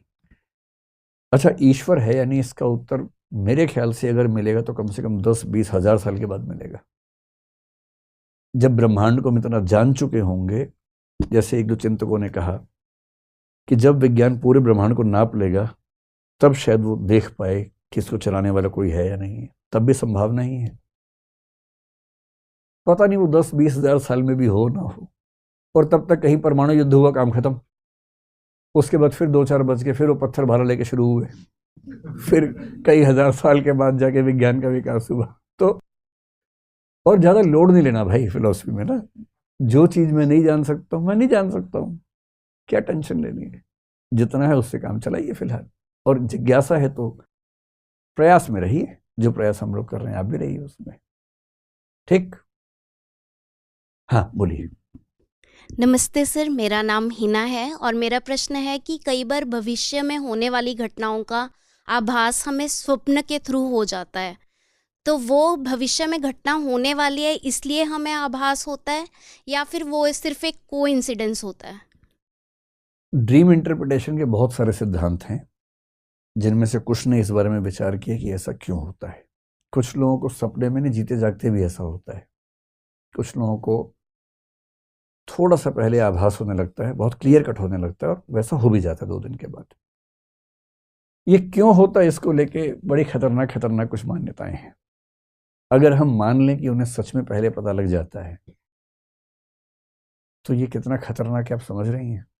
जैसे अगर आप देख लें कि 2 दिन बाद मुझे कुछ होने वाला, मान लीजिए, और सच में हो गया, इसका मतलब है कि मेरे साथ भविष्य में क्या होने वाला है पहले से तय था, और इसका मतलब है कि मैं जो कुछ भी कर रहा हूं उससे कुछ नहीं हो रहा, तय पहले से है। और यदि पहले से तय है तो ये डिटर्मिनिज्म है, और इसका मतलब फ्री विल या संकल्प स्वतंत्र है ही नहीं। हम कुछ नहीं करते, पहले से तय है। पहले से तय ना हो तो कैसे दिखेगा? इसमें बड़ी चिंता की बात है। लेकिन कुछ लोग ये भी बोलते हैं कि ये जो पहले से देखने वाला मामला है ये इंट्यूटिव लेवल की रीजनिंग है और कुछ नहीं है। रीजनिंग के 2 लेवल्स हैं। एक लेवल हुआ जब हम दिमाग लगाते हैं, ऐसा हो सकता है, ऐसा हो सकता है, ये होगा, वो होगा, ये कॉन्शियस रीजनिंग है। एक होती है सबकॉन्शियस या अनकॉन्शियस लेवल पर होने वाली इंट्यूटिव रीजनिंग। वो भी रीजनिंग है पर आपके इंट्यूशन के लेवल पे चल रही है और आपको पता नहीं है कि आप रीजनिंग कर रहे हैं, और आपको आपकी चिंताओं की वजह से, भय की वजह से, असुरक्षाओं की वजह से कुछ कुछ बुरी चीजें दिख रही हैं, सपनों की वजह से कुछ अच्छी चीजें दिख रही हैं। उनमें से कुछ सही साबित हो गई, जो गलत साबित हुई उनको अपने सैंपल में लिया नहीं, जो सही साबित हुई उनको सैंपल मान के आपने मान लिया कि मुझे पूर्व ज्ञान हो गया था, फॉर नॉलेज हो गई थी। ये सैंपलिंग मिस्टेक भी कई बार होती है। जैसे बिल्ली रास्ता काट गई, कुछ बुरा होगा, 100 का रास्ता काटा बिल्ली ने, बुरा एक के साथ हुआ। 99 के सैंपल को हम काउंट नहीं करेंगे, उस एक को काउंट करेंगे, और इससे ये धारणा और गहरी हो जाएगी कि बिल्ली के रास्ता काटने से दिन खराब हो जाता है। क्योंकि मनुष्य इतना ताकतवर है, अगर बिल्ली उसका दिन खराब कर सकती है तो फिर मनुष्य क्या करेगा उसका सोचिए। क्योंकि हम सैंपलिंग में क्या करते हैं कि कुछ सैंपल्स को ज्यादा वेटेज देते हैं, बहुत सारे सैंपल्स को वेटेज नहीं देते हैं, और ऐसे इंट्यूटिव रीजनिंग होती रहती है। तो ड्रीम की बात किस दिन करेंगे, जब करेंगे तब विस्तार में समझेंगे इसके बारे में। थैंक यू ठीक सर। है, बैठिए। एक आखिरी सवाल आप पूछ लीजिए। हाँ। सर मेरा नाम प्रबल है सर। एक क्यूरियोसिटी बहुत लंबे समय से सर चल रही है, आज अच्छा मौका है अच्छा, कि सर समाज में 3 तरीके की धारणाएं बनी हुई हैं। पहली धारणा ये है कि जो लॉ ऑफ अट्रैक्शन को मानते हैं उनका कहना ये है, जैसे स्वामी विवेकानंद को ले लीजिए, लगभग सिमिलरिटी है कि आप जो चीज़ प्राप्त करना चाहते हैं उस पर अधिकांशतः अपना कंसंट्रेशन कर लें, ज़्यादातर उस चीज़ के बारे में सोचें। ये धारणा ये कहती है कि लगभग सोचने से आपको सब प्राप्त हो रहा है, एक मोटा मोटा जो निष्कर्ष निकाला जाए। दूसरी धारणा जो हमारे समाज में लगभग जनरली सब मानते हैं कि कर्म प्रधान है, आप जैसा करेंगे वैसा भरेंगे। तीसरी धारणा ये है कि जो भी आज दुनिया में जो लोग हैं कुछ भी अचीव किए हैं, अगर उनका इंटरव्यू सुना जाए या उनसे व्यक्तिगत, मैंने कई लोगों के इंटरव्यू देखे जो बहुत ज़्यादा सफल हैं आज, उनसे अगर ये पूछा जाए तो वो ये बताते हैं कि जो आज हम हैं वास्तव में हम वो बनना ही नहीं चाहते थे, अच्छा, लेकिन जीवन में हम वो बन गए। तो क्या चीज़ सही है, कर्म प्रधान है या सब किस्मत से होता है या सोचने से ही सब कुछ होता है? सर ये थोड़ा क्लियर कर दीजिए। मतलब आपके सवाल का मसला ये है कि हमारी सफलताएं विफलताएं किस्मत से होती हैं या हमारी मेहनत से, कर्म से होती हैं, या हमारे चाहने से होती हैं। जी। इसका उत्तर देने से पहले एक वाक्य आपको समझाता हूँ। हमारी अधिकांश समस्याओं की वजह हमारा चिंतन का तरीका है, और चिंतन का मूल तरीका क्या है? हम चीज़ों के बीच में अथवा लगा के सोचते हैं जहां और लगा के सोचना चाहिए। इससे बात समझ नहीं आई होगी। अधिकांश, मैं एक किताब में वह पढ़ रहा था आज से करीब 10 साल पहले, आचार्य रामचंद्र शुक्ल हिंदी में एक बड़े प्रसिद्ध निबंधकार हैं, आलोचक हैं, उनके बारे में किताब थी। एक प्रश्न था, यूपीएससी में खूब आता था, मैं पढ़ाता था, पहले एग्जाम देते हुए परेशान रहता था उस प्रश्न को लेके कि उनके निबंध जो हैं वो मनोवैज्ञानिक हैं या साहित्यिक हैं। इस प्रश्न का उत्तर कई किताबों में देखा, बहुत कंक्रीट नहीं मिलता था, बेचैनी रहती थी कि यार समझ नहीं आ रहा। फिर एक छोटी सी किताब मेरे हाथ में आई, मुश्किल से 50 पेज की होगी। मैंने उसमें वो लेख पढ़ा और उस लेख में उत्तर तो मिल गया, साथ में एक चीज़ और मिल गई जो मैं आपको यहाँ बताना चाह रहा हूँ। उसमें लिखा था कि समस्या ये है कि जब 2 चीज़ें साथ साथ हो सकती हैं, हम ये मान के चल रहे हैं कि चीज़ या तो ये है या वो है। शुक्ल जी के निबंध मनोवैज्ञानिक या साहित्यिक नहीं है, मनोवैज्ञानिक और साहित्यिक है। मुझे लगा कि बताओ यार, इतना भारी पत्थर दिमाग पे रखा हुआ था, पत्थर ही हट गया, और हमेशा के लिए हट गया। उसके बाद से हमारा जीवन केवल कर्म से चलेगा या केवल भाग्य से चलेगा? क्यों भाई, कर्म और भाग्य क्यों नहीं हो सकता? हमारा प्रयास, हमारा इरादा और हमारा भाग्य क्यों नहीं हो सकता? तीनों हो सकते हैं।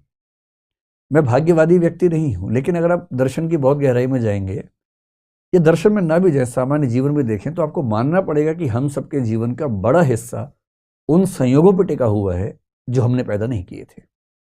सबसे बड़ा संयोग, आप कौन से परिवार में पैदा हुए, उससे बड़ा संयोग कह सकते हैं कि आप स्वस्थ पैदा हुए या विकलांग पैदा हुए। ये तो आपके हाथ में नहीं है, आपने तय नहीं किया था। अब कोई बच्चा जन्म से ही मान लीजिए नहीं देख पा रहा है, आप उसको बोल रहे हैं कर्म करो, कर्म से कुछ भी हो सकता है, इरादा ठान लो। उसने ठान लिया कि देखना है मुझे। विज्ञान में कोई युक्ति है नहीं, जिंदगी भर प्रयास कर रहा, देखूं, नहीं देख पा रहा, तो इरादे से क्या हो गया, कर्मों से क्या हो गया? पहले ही उसकी स्थिति बंध गई है। तो जो मैं कहना चाह रहा हूं, केवल इरादा पर्याप्त नहीं है, केवल कर्म पर्याप्त नहीं है, संयोग की भूमिका भी है, इसको मानना चाहिए। और संयोग को मान लेने से ना बहुत दुविधाएं कम हो जाती हैं। हाँ, कोशिश करनी चाहिए कि संयोग की भूमिका कम से कम हो, इरादे और कर्म की भूमिका ज्यादा हो। दूसरों की विफलताओं को जज करते हुए ये ध्यान रखना चाहिए कि उसके संयोग भारी पड़े होंगे, वो हमसे छोटा नहीं है। अपनी सफलताओं के बारे में ध्यान रखना चाहिए कि हमारे संयोग भारी पड़ गए, वरना हमें तो 30 मार्क है नहीं। तो आदमी विनम्र रहता है। मतलब मैं तो एक साधारण सफलता के स्तर पे खड़ा व्यक्ति हूँ, कोई बहुत तोप मैंने काम नहीं किया ज़िंदगी में, लेकिन जब मुझसे कोई पूछता है, ऐसा होता है साल में 1-2 बार कोई पूछ लेता है कि आपने ये किया, आपने वो किया, क्या है फार्मूला? मैं उसको पता क्या बोलता हूँ? तुक्का। यही फार्मूला है, तुक्के लगते गए बस। उन तुक्कों में आदमी सोचता है कि मैंने सब कुछ कर दिया है। ऐसा नहीं होता है। बहुत सारे संयोग आपके पक्ष में घटे होते हैं। आप उन संयोगों को जीरो करके सारा श्रेय खुद ले लेना चाहेंगे तो कैसी बात बनेगी? तो सबका कॉम्बिनेशन है भाई। और मैं तो मध्य मार्गी आदमी हूं। मैं मानता हूं कि जीवन बीच में है, कोने में है ही नहीं। तो संयोग, कर्म और इरादा, इनका बैलेंस है, इनके मिक्सिंग से जीवन बनता है, ना कि किसी एक से बनता है। ठीक है, आज यहीं समाप्त करते हैं। और अगली बार अगर आप आएंगे, मुझे उम्मीद कम है, लेकिन अगर आप आते हैं अगली बार भी कफन हाथ में लेके, सर पे बांध के, तो फिर कुछ और सवाल करेंगे। ठीक है, चलिए, धन्यवाद।